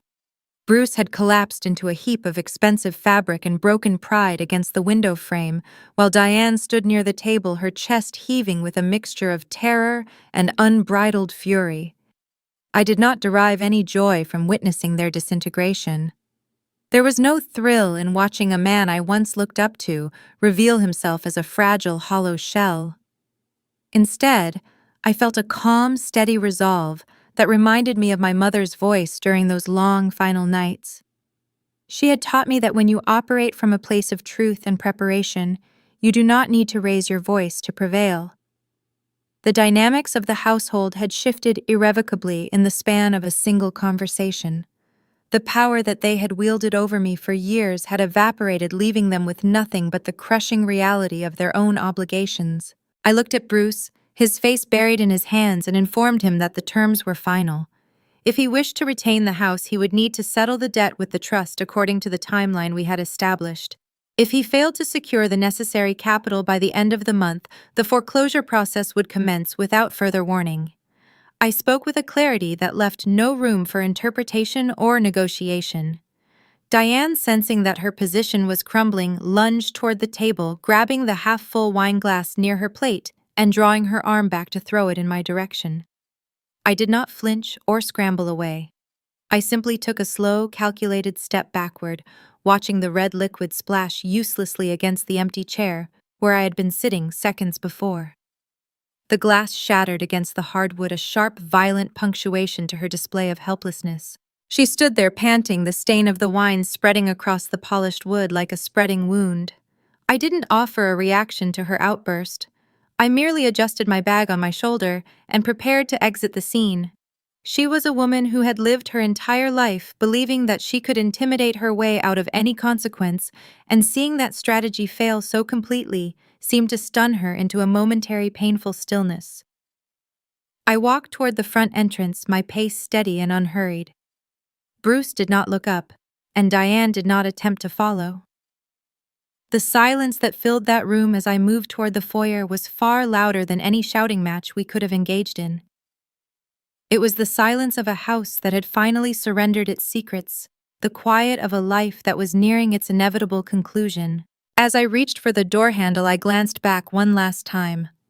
The image of the room was burned into my mind. The wine stain, the crumpled papers, and the two people who had bet everything on my weakness, now forced to confront the reality of their own bankruptcy. I opened the door and stepped out into the night, the fresh air of the suburbs feeling cool against my skin. I did not hurry to my car. I took a moment to breathe, to center myself, and to acknowledge that the first major hurdle of my freedom had been cleared. The boulder of their demand had been obliterated, and in its place was a clear, open path. I felt a sense of liberation that was almost overwhelming, a realization that I was no longer the daughter who existed to facilitate their comfort, but the woman who held the authority to dictate the terms of my own future. I reached my car and sat in the driver's seat, staring out at the darkened street. I knew this was only the beginning of the fallout. The news of the acceleration would soon reach the broader family and their circle of social acquaintances. People who had long admired their apparent wealth and success would soon be forced to reckon with the truth of their situation. I was prepared for the inevitable gossip, the inevitable attempts at intervention by relatives who would inevitably call me, demanding to know why I had chosen to be so rigid. I would handle those calls with the same clinical, detached composure I had displayed tonight. My mother had prepared me for the backlash, and I knew that every accusation of heartlessness they leveled against me would only serve to validate the decision she had made years ago. I started the car and began the drive back to the apartment, my mind already cataloging the next steps in the legal process. I knew that Bruce would likely attempt one more desperate move before the month was out, perhaps a visit to a different lawyer or a frantic appeal to someone in his professional network. I had the confidence of knowing that no legal expert in their right mind would touch a case where the primary lien holder had such airtight documentation of a bad faith default. I was the beneficiary, the managing member, and the primary claimant, and I had the backing of a firm that prioritized the integrity of the trust above all else. Every obstacle they threw in my path would only serve to solidify my case and shorten the time I would have to wait until the house was officially mine to liquidate. I thought about the years I had wasted trying to fit into the life they had constructed for me. I thought about the holidays where I had sat silently while they boasted about their latest investments, about the birthdays where Bruce had conveniently forgotten to call, and about the way they had treated my mother's illness as an inconvenient speed bump in their social calendar. I realized that my silence during those years had been a strategic choice, a period of gathering data that was now paying off in ways I could never have imagined. I hadn't been wasting time. I had been observing, learning, and preparing. The woman they saw tonight was not a new development. She was the culmination of years of quiet, disciplined growth. When I arrived at my building, I found a missed call from my father's attorney. It was the first sign that they were starting to look for outside help. I didn't return the call. I knew exactly what they were going to ask for, and I had no intention of providing it. I left the phone on the counter and went to the window, watching the city lights of New Jersey shimmer in the distance. It was a beautiful, expansive world, and for the first time in my adult life, I felt like I was actually a part of it, rather than just a silent witness to their hollow, manufactured lifestyle. I went to the kitchen and poured myself a drink, not to celebrate their downfall, but to acknowledge the fact that I had finally reclaimed my agency. The next morning, I woke up to a barrage of new notifications. They were from Diane's son, who had spent the night sending me increasingly aggressive messages about how I was going to ruin his future if I didn't come to my senses. He was demanding to know why I wouldn't just accept a secondary, smaller amount so they could save their business and pay off their debts. His naivety was almost laughable. He had no understanding of the legal structure Sarah had established. He thought this was a negotiation I could simply adjust to suit his needs, failing to realize that the trust was not designed to be flexible. I read his messages, noting the increasingly frantic tone, and then deleted them. I had no energy to waste on someone who had spent his entire life being the beneficiary of their incompetence. The situation was now escalating rapidly. I received an email from an unexpected source, an accountant who worked with Bruce's logistics firm. He was writing to inform me that several long-standing employees were starting to jump ship, sensing that the company's internal finances were collapsing. They were asking questions about the legitimacy of the company's recent activities, and the accountant was concerned that an audit would reveal the systemic mismanagement that Bruce had been trying to hide. The conflict was no longer limited to my house and their house. It was beginning to leak into the professional sphere, threatening to pull down everything else Bruce had touched. I read the email, feeling a sense of somber recognition. The consequences of their choices were now snowballing, dragging everyone else into the vortex of their own failure. I forwarded the email to Mr. Sterling, adding a note that we should be prepared for further investigations into the company's records. I knew that once the employees started talking, the facade of Bruce's business would shatter for the world to see.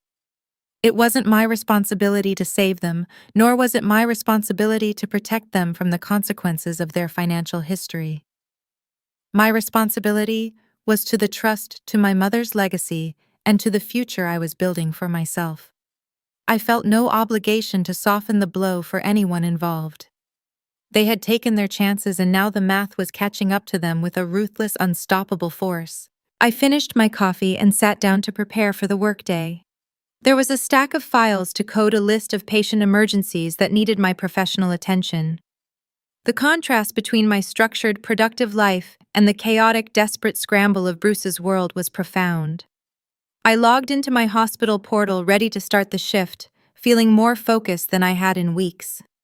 The pressure of the deadline was on them, not me. I had simply set the terms and was now waiting for the clock to run out. As the first patient record appeared on my screen, I realized that I had already won, and all that remained was to watch them figure out exactly what losing meant. I was the quiet daughter no more. I was the architect of my own exit, and the fallout was going to be total.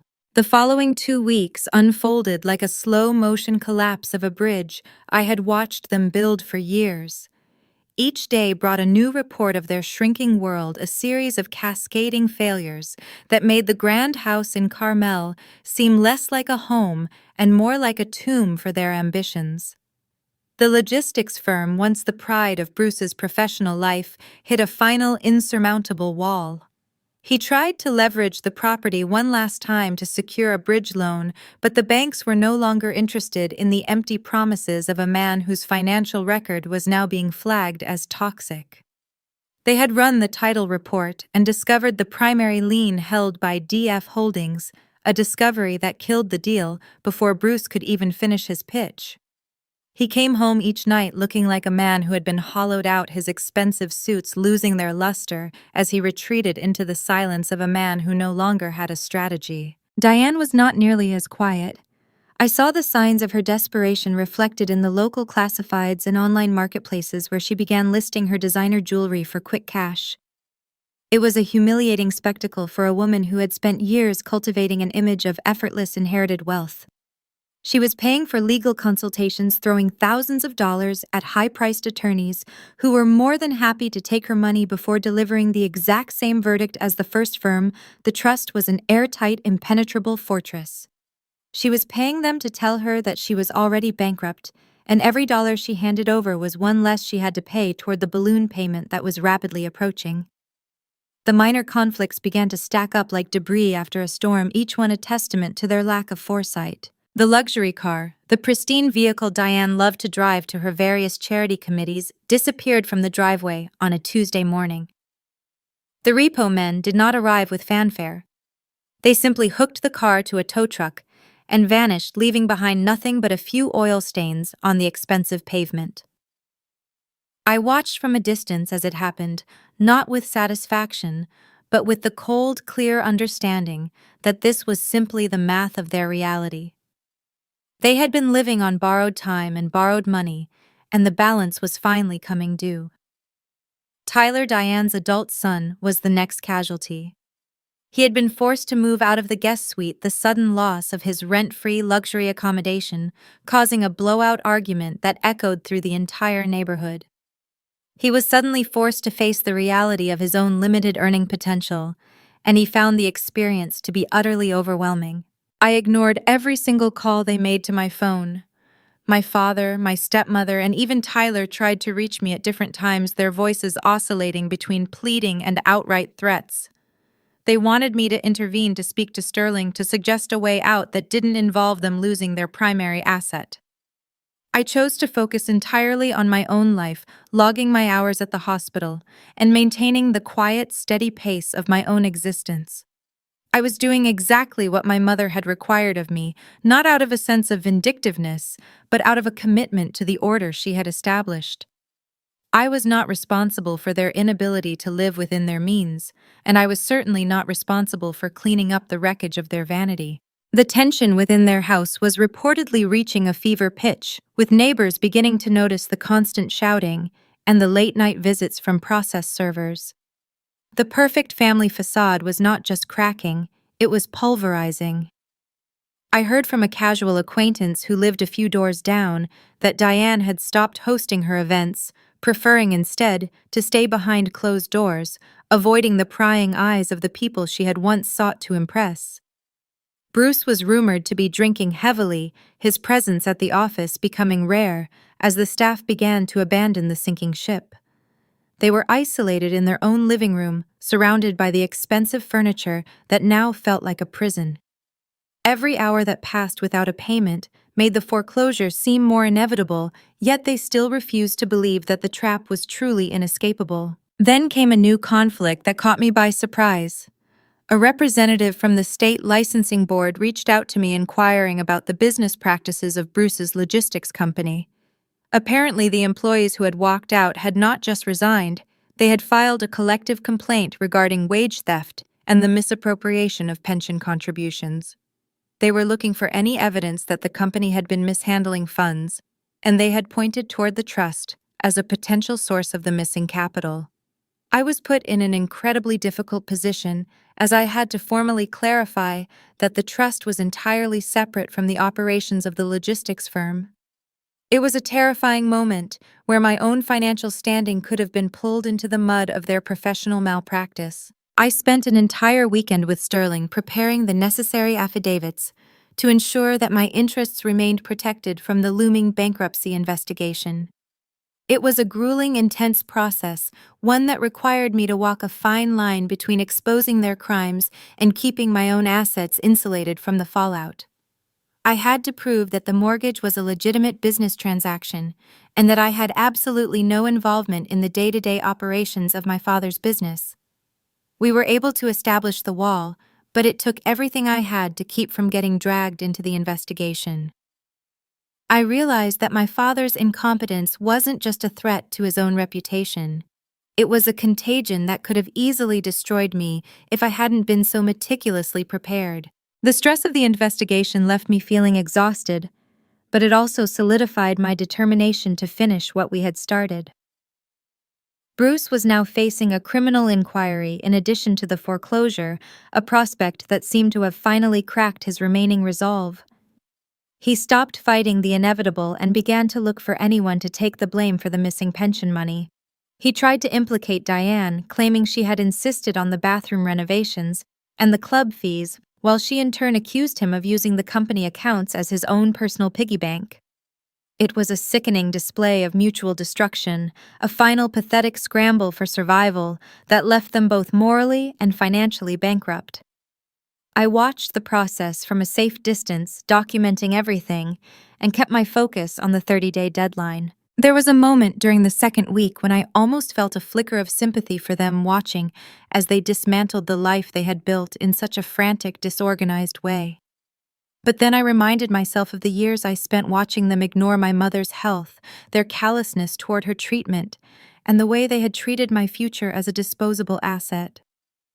They had never considered the impact of their choices on anyone but themselves, and they were now simply reaping the harvest of that self-absorption. I remained unmoved. I had a life to build, and I couldn't afford to be dragged back into the black hole of their moral failure. The final days of the notice period were approaching, and the house was still sitting on the market, an expensive, unwanted object in an unforgiving climate. I noticed that Bruce had started to sell off the furniture item by expensive item, trying to scrape together whatever cash he could find before the bank took the remainder. The house was becoming an empty, hollow shell, the fine art taken down from the walls, the expensive carpets rolled up and hauled away. It was a visual representation of their inner void, a stripping away of the ornaments that had allowed them to pretend they were who they said they were. I felt a strange sense of clarity as I drove past the house one afternoon, seeing a moving van parked in the circular driveway. It wasn't the relocation of a successful family moving on to bigger things. It was the ignoble retreat of a bankrupt pair fleeing the scene of their own disaster. The next morning, I received an urgent request from the real estate broker. He wanted to know if I would authorize a significant reduction in the asking price for the house, hoping to attract an investor who would pay cash before the foreclosure date. He was frantic, explaining that the housing market was showing no interest in a property with such a complicated and hostile legal history. I looked at the request and felt a cold, sharp edge of finality. I told the broker that the price was non-negotiable and that I was not interested in facilitating a quick exit for someone who had acted in such bad faith. I wanted the full amount, and I was willing to wait for the foreclosure process to do its work. I was not going to give them any favors, not even a small one. I felt a new, unexpected conflict emerge as the broker began to argue with me, trying to paint me as the villain who was preventing a fair sale. He tried to appeal to my sense of mercy, telling me about the stress the family was under and the dire situation they were in. It was another layer of pressure, another attempt to make me feel responsible for the wreckage they had caused. I ended the call realizing that I was now being targeted by everyone who stood to lose money in this transaction. I was the person they all pointed to because I was the only one who had the leverage to change the outcome. I stood firm. I refused to budge on the price, and I refused to entertain any further requests for a compromise. The trap was set, and I was going to see it through to the very end. As I sat back in my chair, the weight of the situation started to lighten. I was the one making the decisions. I was the one holding the power, and I was the one who was finally going to see justice served. I looked at the calendar, checking the number of days left until the deadline, and felt a profound, satisfying sense of anticipation. They had had their 30 days, they had had their warnings, and they had had their opportunities to do the right thing. Now it was just a matter of waiting for the calendar to catch up to the reality. I was ready to walk into the final phase of this process, knowing that I had done everything necessary to ensure that I would emerge from the other side with my independence and my future completely secure. The unraveling was nearly complete, and I was the one who had finally pulled the thread that brought it all down. I returned to the office of Thomas Sterling, feeling the heavy stillness of the 19th floor as I stepped off the elevator. The air in the building always felt purified, as if the legal proceedings occurring within these walls were enough to scrub away the grime of the world outside. Sterling was already waiting for me, his office filled with the familiar dry scent of parchment and leather. He did not waste time with pleasantries.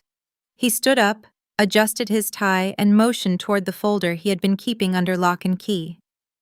He told me that it was time for me to understand the true nature of the sword my mother had forged, the component that ensured Bruce and Diane would never be able to threaten me again. He pulled out a collection of original deeds and private loan documents, laying them across the mahogany desk with the reverence of a curator handling a priceless artifact. He explained that the home in Carmel had never actually been the independent asset Bruce believed it to be. My mother had recognized the inherent instability of Bruce's personality early in their marriage and had taken steps to insulate the family's long-term future from his volatility. She had set up a blind trust broker who operated in the background, a shadow financier who had provided the mortgage for the property through the very corporation I now controlled. Bruce had thought he was negotiating a sophisticated private deal, but he had simply been walking into a cage of his own making. Every payment he made over the last 8 years was essentially rent paid back to the entity that would eventually be my sole property. I felt a surge of validation so powerful it took my breath away.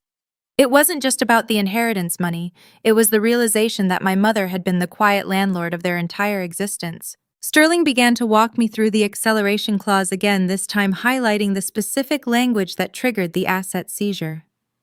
It was not a general penalty, but a surgical strike. Any attempt to mismanage the trust assets, whether through coerced liquidation or overt financial harassment, would automatically transfer the title of the Carmel home from the couple directly to DF Holdings. The contract had been structured so that they were essentially living in a high-stakes limbo, always one mistake away from being completely stripped of their property. I realized then that my mother hadn't just saved the money. She had mapped out the exact trajectory of Bruce's downfall. She had calculated the risk of his greed and built a system that would inevitably punish him for it.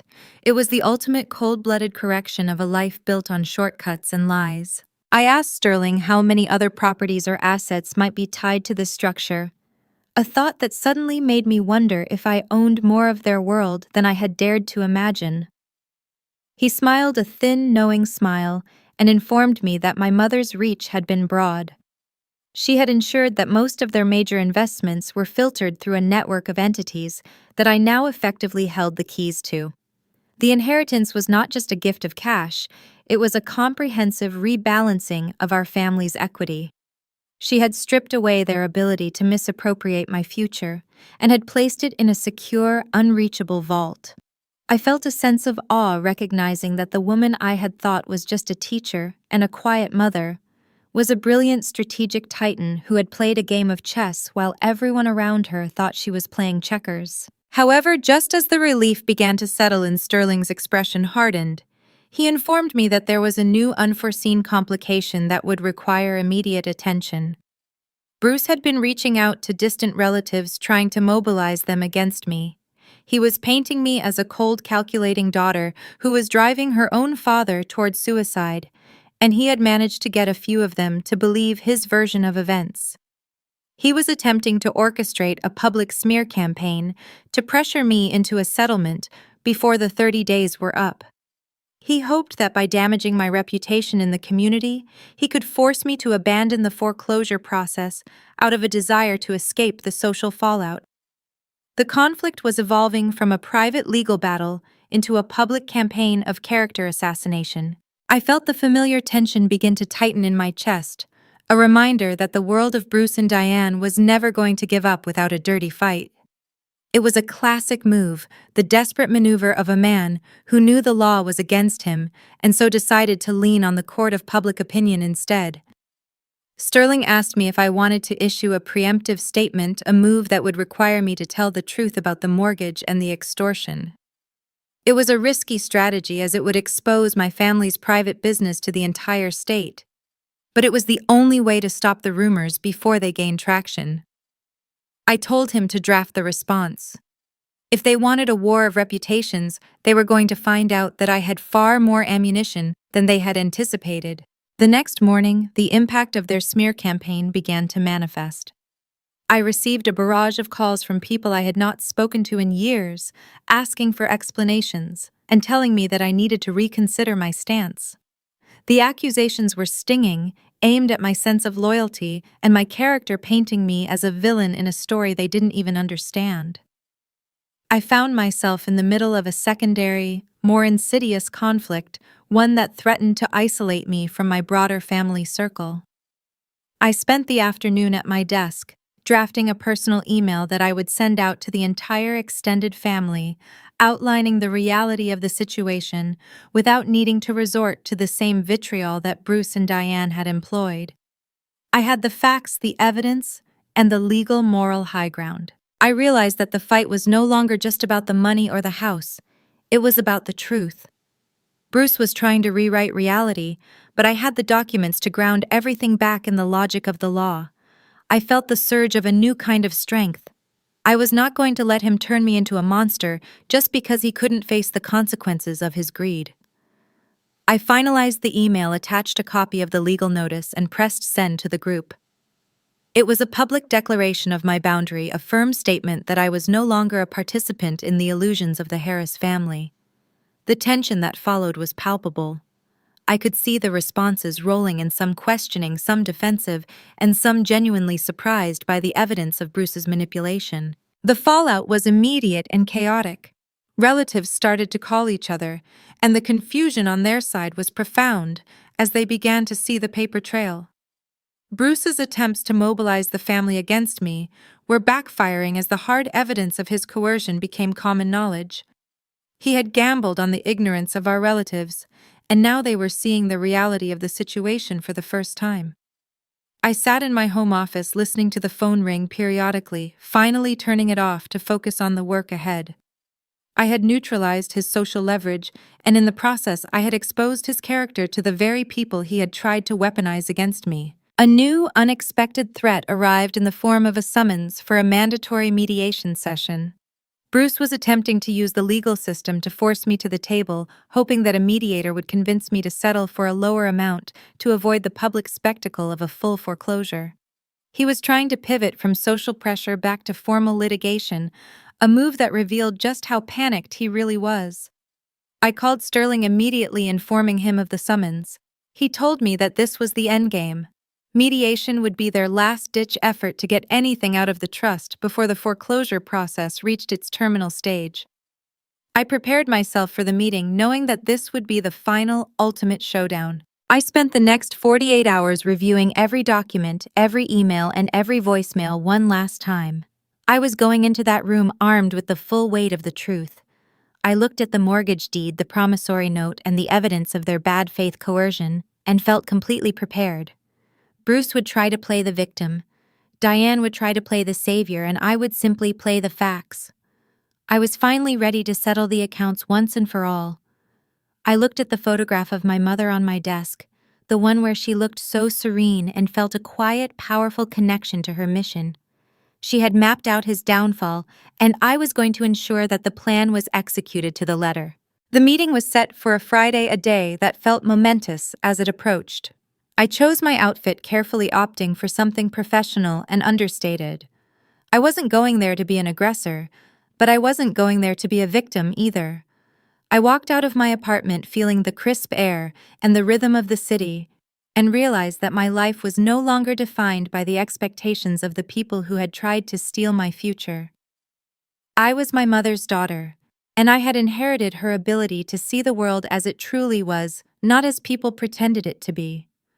The sword was in my hand, and I was going to use it to cut the last lingering strings of my father's hold on me. The end of their illusion was now a reality, and I was the one who held the key to the lock. The morning of the mediation session was overcast, a low ceiling of charcoal clouds pressing down on the city as I navigated my way to the law firm that had been selected as the neutral ground. My hands felt light on the steering wheel, completely devoid of the tremor that had plagued me during the earlier stages of this ordeal.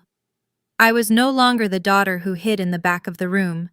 I was the managing member of Harris Legacy LLC, a woman who possessed the exact mechanism to resolve a disaster her father had spent a decade orchestrating. When I arrived, the reception area was buzzing with a strange, frantic energy.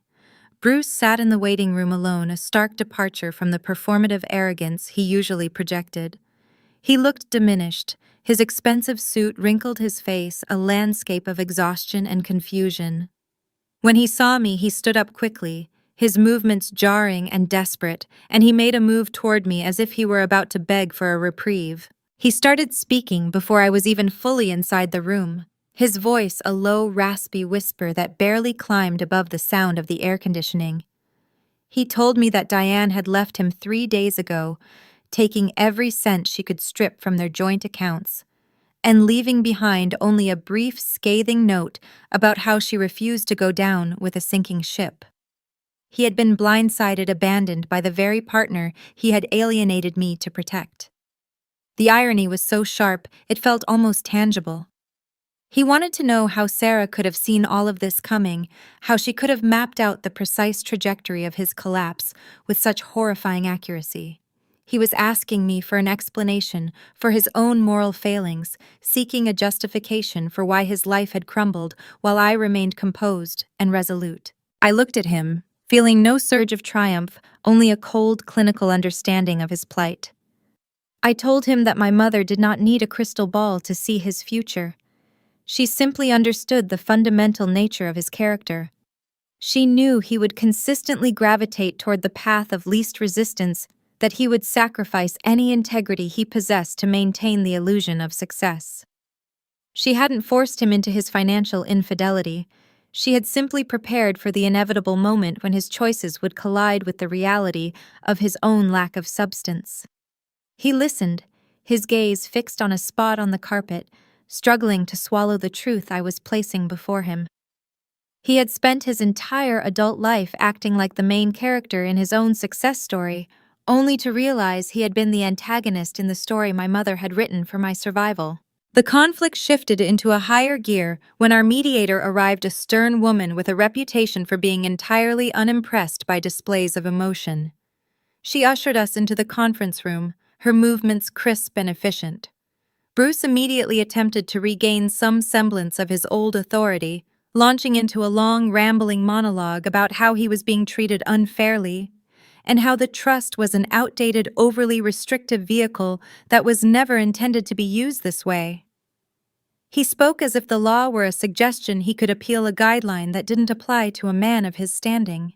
He pleaded for an extension, for a chance to reorganize, for just a little bit of breathing room. He was asking for a favor that would essentially strip me of my security to buy him more time to continue his failing gamble. I waited for the mediator to look at me, and when she did, I simply stated that the contract had to be honored in its entirety. I emphasized that the trust was not a financial suggestion, but a binding agreement that had been breached by documented bad faith coercion. I saw the mediator's eyebrow arch as I referenced the evidence, the text messages, the midnight visit to my apartment, and the intimidation tactics. The room turned very quiet. Bruce turned to me, his eyes wide, pleading with me to consider our family history, our shared blood, and all the years he had purportedly cared for me. It was a pathetic last-ditch appeal to the sentimentality he had so consistently ignored. I informed him that the law did not care about his regret, nor did it recognize the family bond as a reason to overlook a breach of contract. The mediation was supposed to be a session to explore potential settlements, but it was clear that Bruce had no way to settle. He had no funds, no assets, and no remaining credit. He was trying to buy time he couldn't afford with promises he couldn't keep. The mediator eventually stopped him in the middle of his defense, noting that without a viable path toward debt service, her role had become largely symbolic. She looked at both of us, her professional mask slipping slightly to reveal her disappointment in the situation. Bruce was still trying to negotiate terms, talking about liquidating his remaining furniture, or perhaps finding a new investor, but he was essentially talking to himself. He was the only person left in the room who believed he could talk his way out of a debt that was already mathematically locked. I felt a new sharp spike of conflict when he mentioned that Tyler, who had been completely evicted, was now threatening to sue me personally for the loss of his lifestyle. Bruce was holding that over my head, as if the threat of a meritless lawsuit would finally make me fold. He didn't seem to realize that I was already in the middle of a process that made a frivolous lawsuit look like a minor annoyance. I laughed, a short, dry sound that seemed to shock him more than if I had shouted. I told him that Tyler was welcome to try, provided he had the legal fees to burn on a losing battle, and that such an action would only provide me with more documentation for the impending litigation. Bruce stopped speaking. He finally understood that he had run out of maneuvers. The realization that his threats were now completely impotent seemed to break his remaining composure. He sat back in his chair, his hands falling limply onto the table, and for the first time he seemed to fully accept that the game was over. He wasn't the father who had commanded the household or the businessman who had controlled the logistics firm. He was just a man facing the total erasure of his lifestyle. I felt a fleeting moment of clarity, a sense of distance from the man who had been my primary guardian for so long. He had tried to treat me like a bank vault, and when that failed, he tried to treat me like an enemy, never once considering that I was a human being with my own needs and my own future to protect. The mediator officially ended the session, noting that no agreement had been reached and that the foreclosure proceedings would continue as scheduled. Bruce remained at the table long after she had gathered her materials, staring at the empty chairs, as if he were waiting for someone else to step in and save him. I stood up, feeling the immense heavy relief of knowing that I didn't have to say anything else. I didn't have to give him a reason, I didn't have to forgive him, and I certainly didn't have to give him the money. I had stayed on the path my mother had cleared for me, and it had led exactly where it was supposed to lead. I walked out of the conference room, leaving him there in the silence of his failure. I drove out of the city, the afternoon sun breaking through the clouds for the first time in weeks. I felt like a weight had been lifted from my shoulders, a physical shift that allowed me to breathe deeply for the first time in months. The case was moving forward, and I was going to see it to its conclusion without any more compromises. I realized that my independence was something I had always possessed. I just had to be willing to protect it from the people who wanted to claim it as their own. I turned up the radio, listening to the music fill the car, and felt a profound, satisfying sense of peace that was entirely my own. As I pulled back into my own driveway, I saw a familiar sedan waiting for me, but this time it wasn't my father. It was the broker for the property, looking frantic and holding a stack of papers. He had another potential investor, someone who was willing to come in at a slightly lower price than the original, but still high enough to satisfy the trust's requirements. He was desperate for my answer, hoping that I would finally be willing to break the deadlock and end the ordeal. I looked at him then at the house I had not yet sold, and felt a new, sudden, sharp conflict. If I took this offer, I would be done immediately, but I would also be letting them off the hook before the full extent of their humiliation was complete. I was standing at the threshold of the final decision, and I had to decide if I wanted the money or if I wanted the total, absolute justice that my mother had planned. The choice was mine, and I knew exactly what I was going to do. The 30 days allowed by the promissory note bled into one another with agonizing slowness, a month defined by the frantic, echoing sounds of Bruce's unraveling life. I watched the calendar from the sanctuary of my apartment, witnessing the expiration of every possible extension he had attempted to secure. When the final date arrived, the legal mechanism my mother had designed engaged with a cold mechanical precision that brooked no debate. I authorized the foreclosure process, a step that felt less like an act of aggression and more like the final necessary repair of a broken machine. The house in Carmel, that monument to Bruce's social ambition and Diane's relentless consumption, ceased to be their refuge. I did not move into the property. The very idea of stepping across that threshold to claim the space for myself felt like an unwanted inheritance, a continuation of the cycle of living in the shadow of their mistakes. Instead, I directed the liquidators to put the residence on the market as an expedited sale with the proceeds designated to satisfy the trust's accrued losses. Watching the property disappear from their control was a somber instructional experience. It was not a celebration of their ruin. It was an acknowledgement that the house had served its purpose as the final lesson. The funds retrieved from the transaction were meticulously reinvested into the diversified portfolio the trust had maintained for nearly a decade. For the first time since my mother's death, the heavy, suffocating burden of Bruce's financial failures was completely severed from my identity. I was no longer the daughter who was expected to cover for his inability to manage his own affairs. I was finally unequivocally my own person. With the legal proceedings concluded and the trust stabilized, I felt a profound need to physically distance myself from the remnants of that past. I began looking for a place of my own, not a sprawling mansion built on status and artifice, but a modest, sturdy bungalow in a quiet neighborhood that offered the stability I had craved for years. I found a property in a town a few miles outside the immediate orbit of my father's professional influence. It was a single-story brick home, well-built and unpretentious, with original hardwood floors and a backyard that caught the soft golden light of the late afternoon. It was paid for entirely by the dividends of the trust, a purchase that didn't require a single loan application or a signature from anyone else.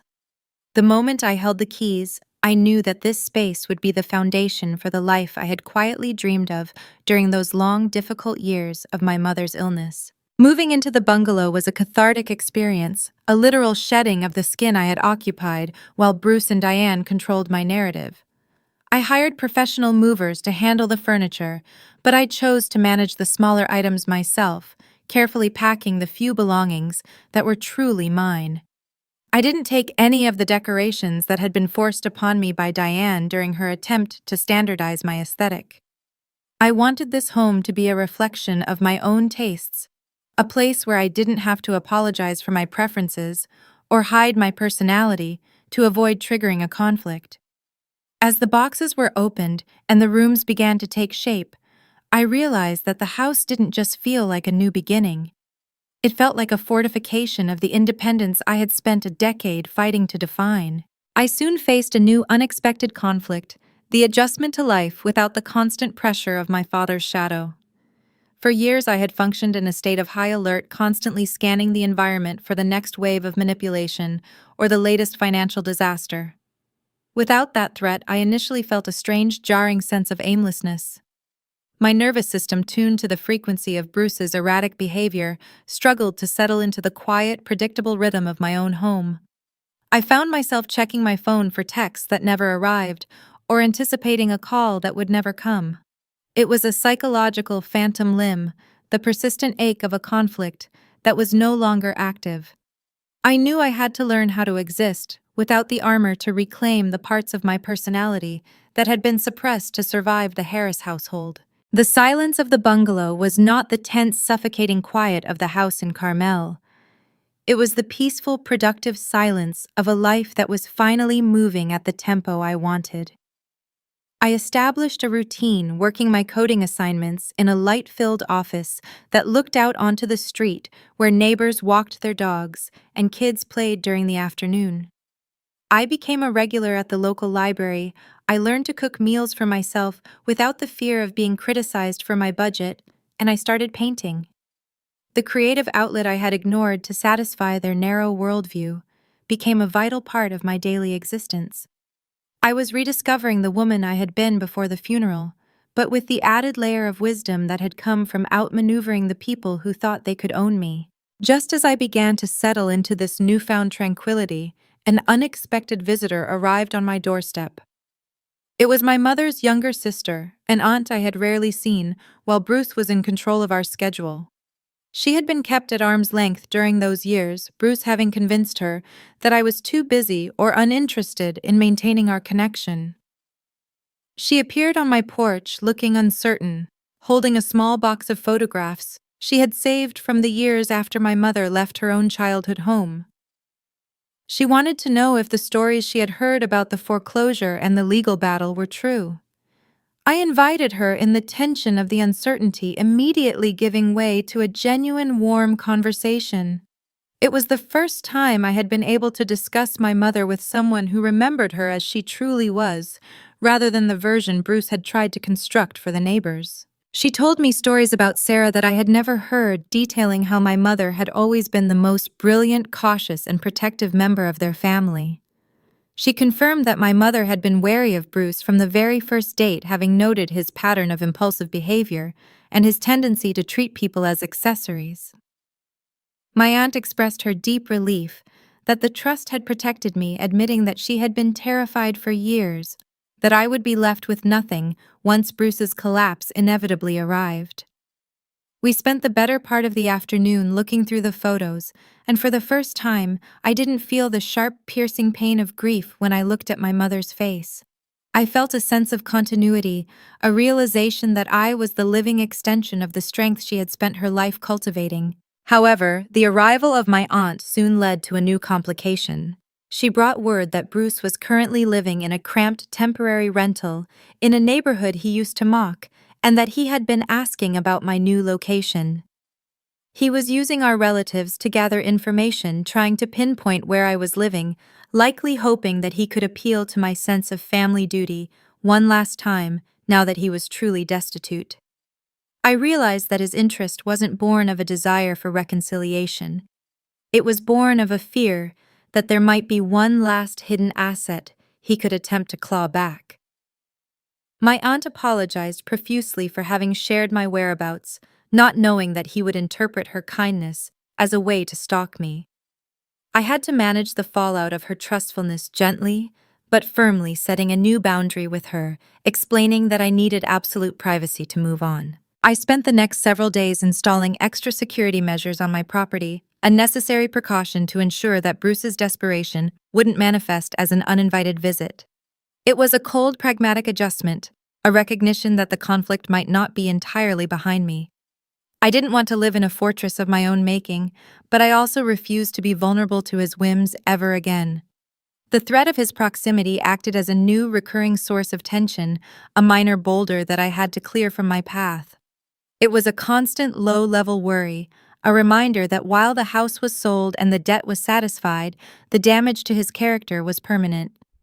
He was a man who couldn't accept the conclusion of the story, and I had to be prepared for his final frantic move.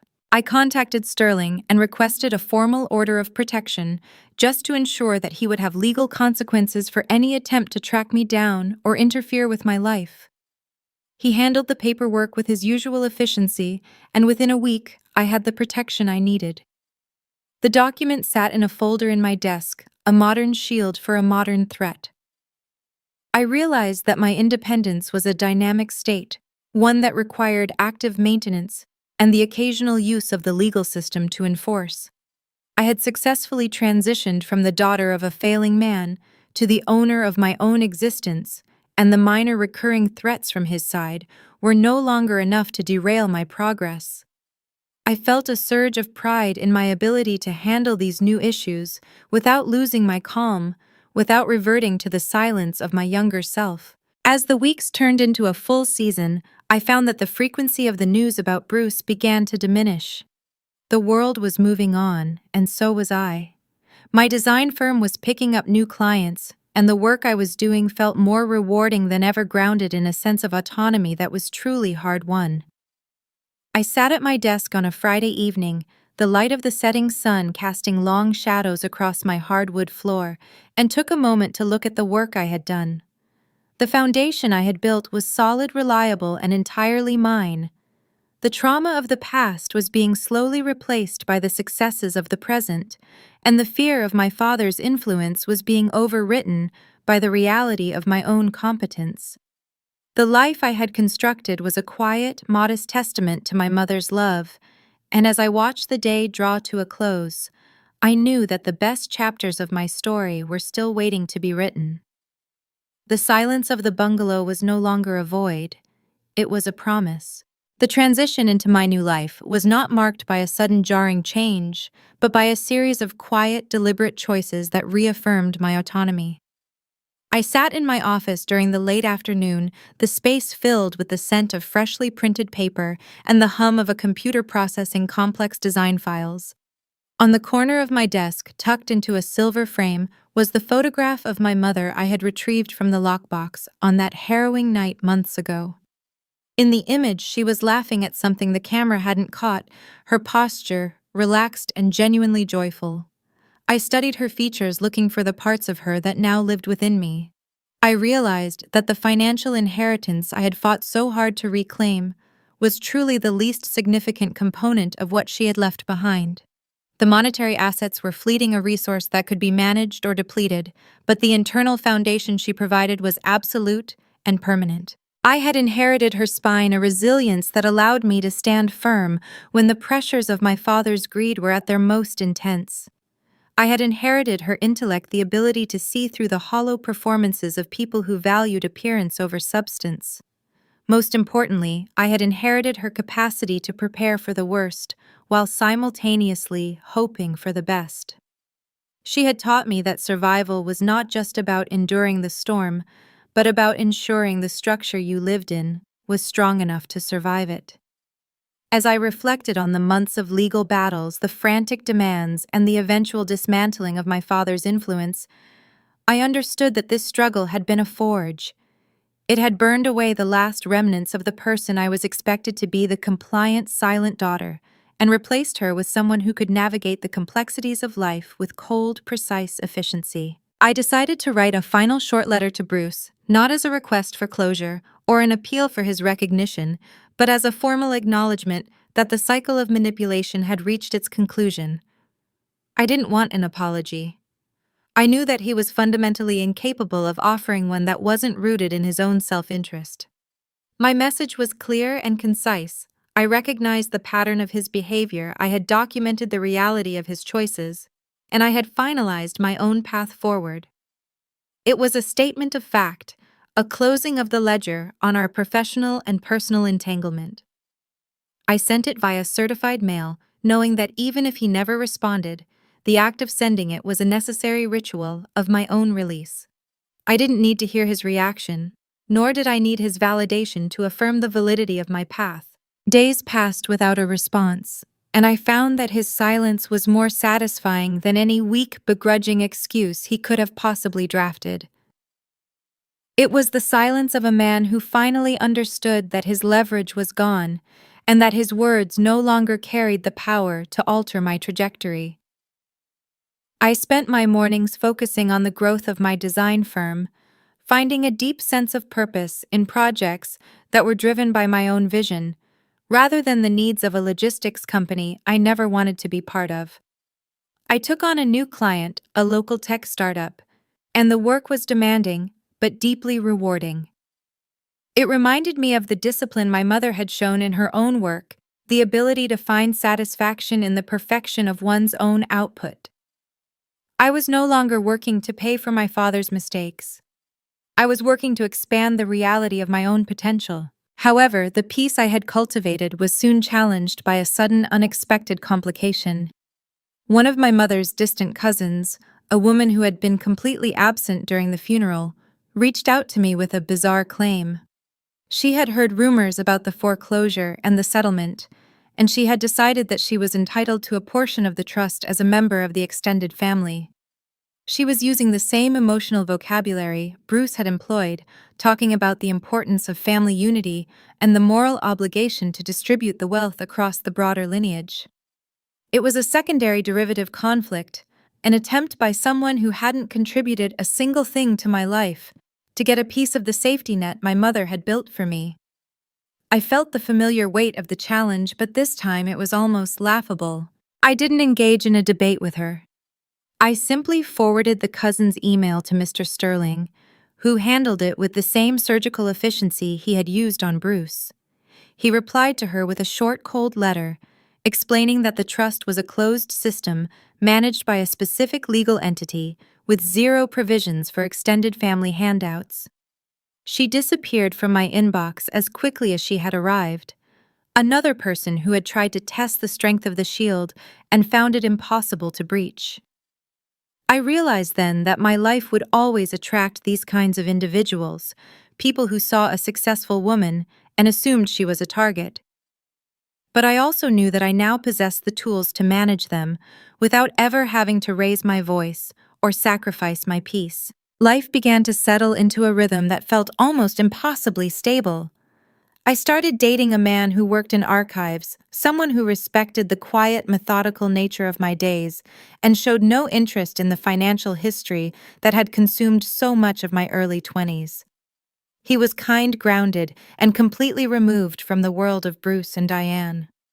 We would walk through the local parks, talking about history and design, and I would occasionally catch myself looking at the horizon, waiting for a crisis that never came. It was the most profound adjustment of all learning how to be happy without the background noise of family trauma. The trauma was no longer the primary driver of my decisions. It was just a historical fact, a chapter of a book that had been read and closed. As I sat in my office one afternoon, a new surreal conflict arose. A tabloid journalist from the local area reached out wanting to do a story about the foreclosure of the Carmel property. They were looking for the inside scoop, hoping to frame me as a cold, calculating daughter who had taken advantage of her father's financial struggles. They wanted to turn my mother's story into a piece of sensationalist trash. I read the email and felt a wave of irritation followed by a sharp, decisive sense of action. I didn't want to be the subject of a tabloid piece, but I also didn't want the narrative to be controlled by someone else. I contacted Sterling, and we discussed the best way to handle the request.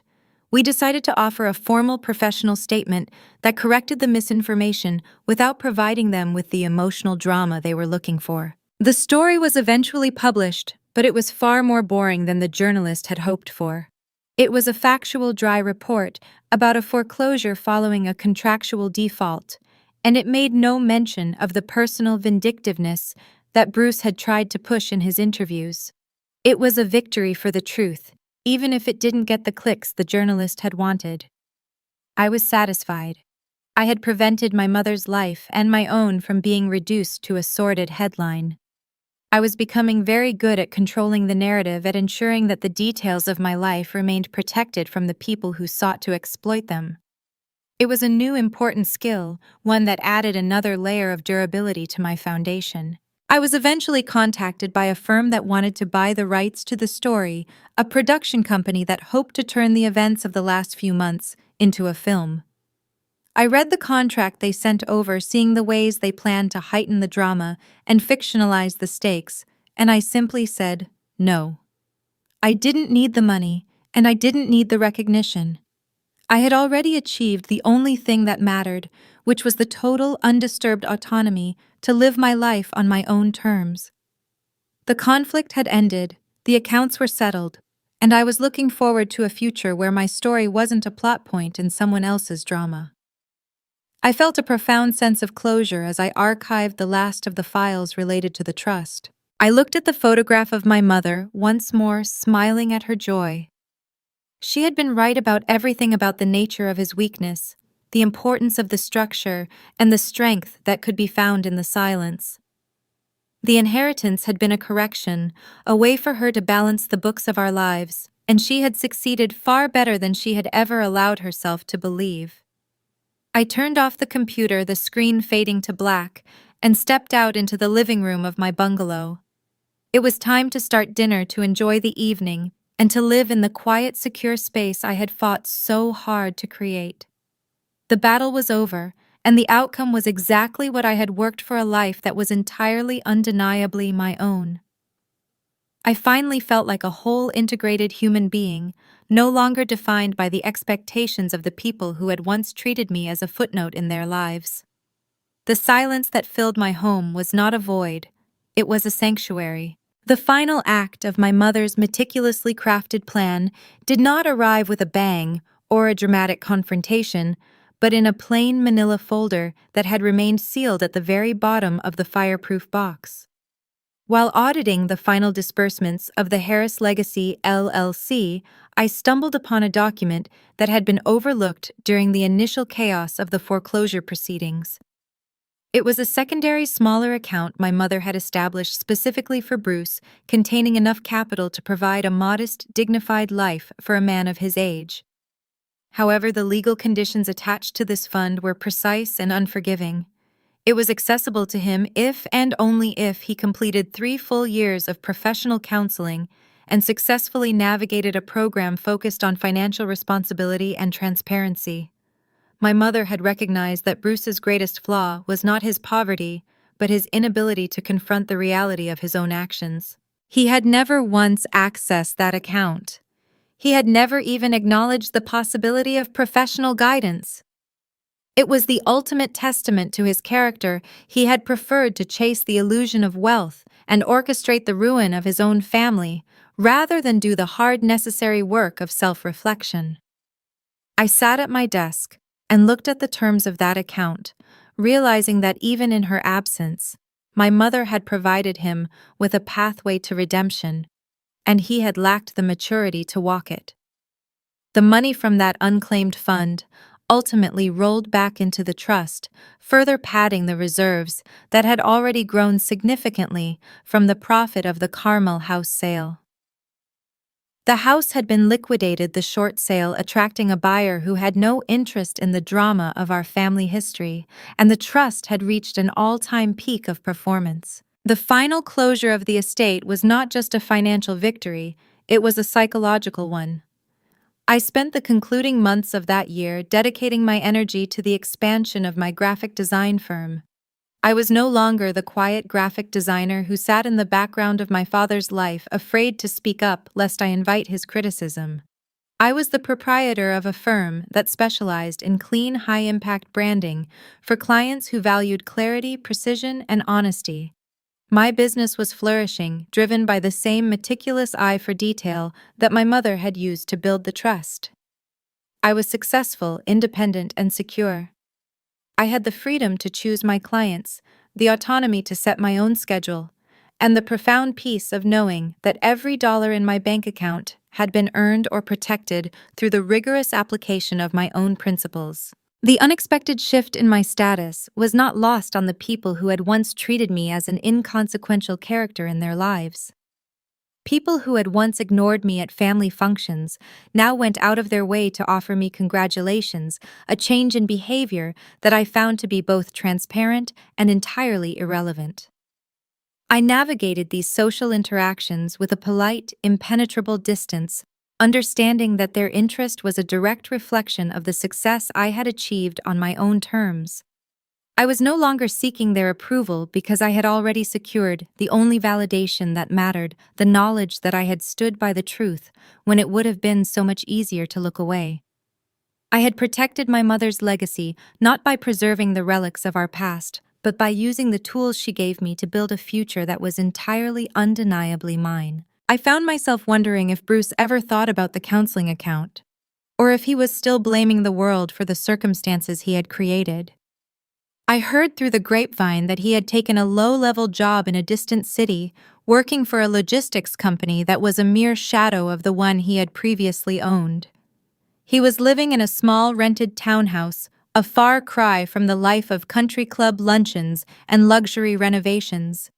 His trajectory was a sad, inevitable slide, the natural conclusion for a man who had treated integrity as an obstacle to his personal gain.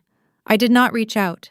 There was nothing left to say, and no reason to reopen the doors that I had finally firmly shut. As I sat in my new office, the sunlight streaming through the windows and illuminating the sketches of a new project, I realized that the payoff of this long ordeal was not the money, but the clarity. I had proven that in life the fine print is everything. The details that people ignore, the small, seemingly insignificant decisions about how one structures their affairs, and the courage to document one's boundaries, are what distinguish those who become victims from those who remain the architects of their own fate.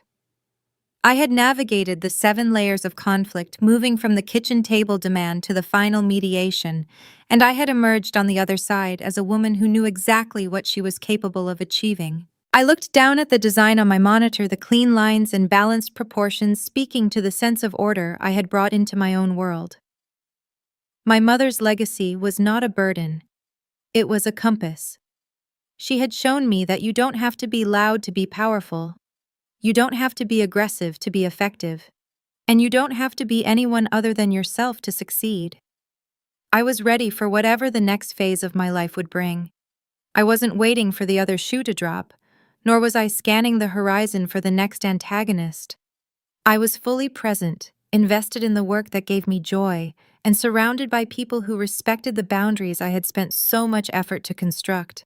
I received a final strange notification from the law firm, a copy of a document indicating that Bruce had officially filed for a permanent bankruptcy discharge.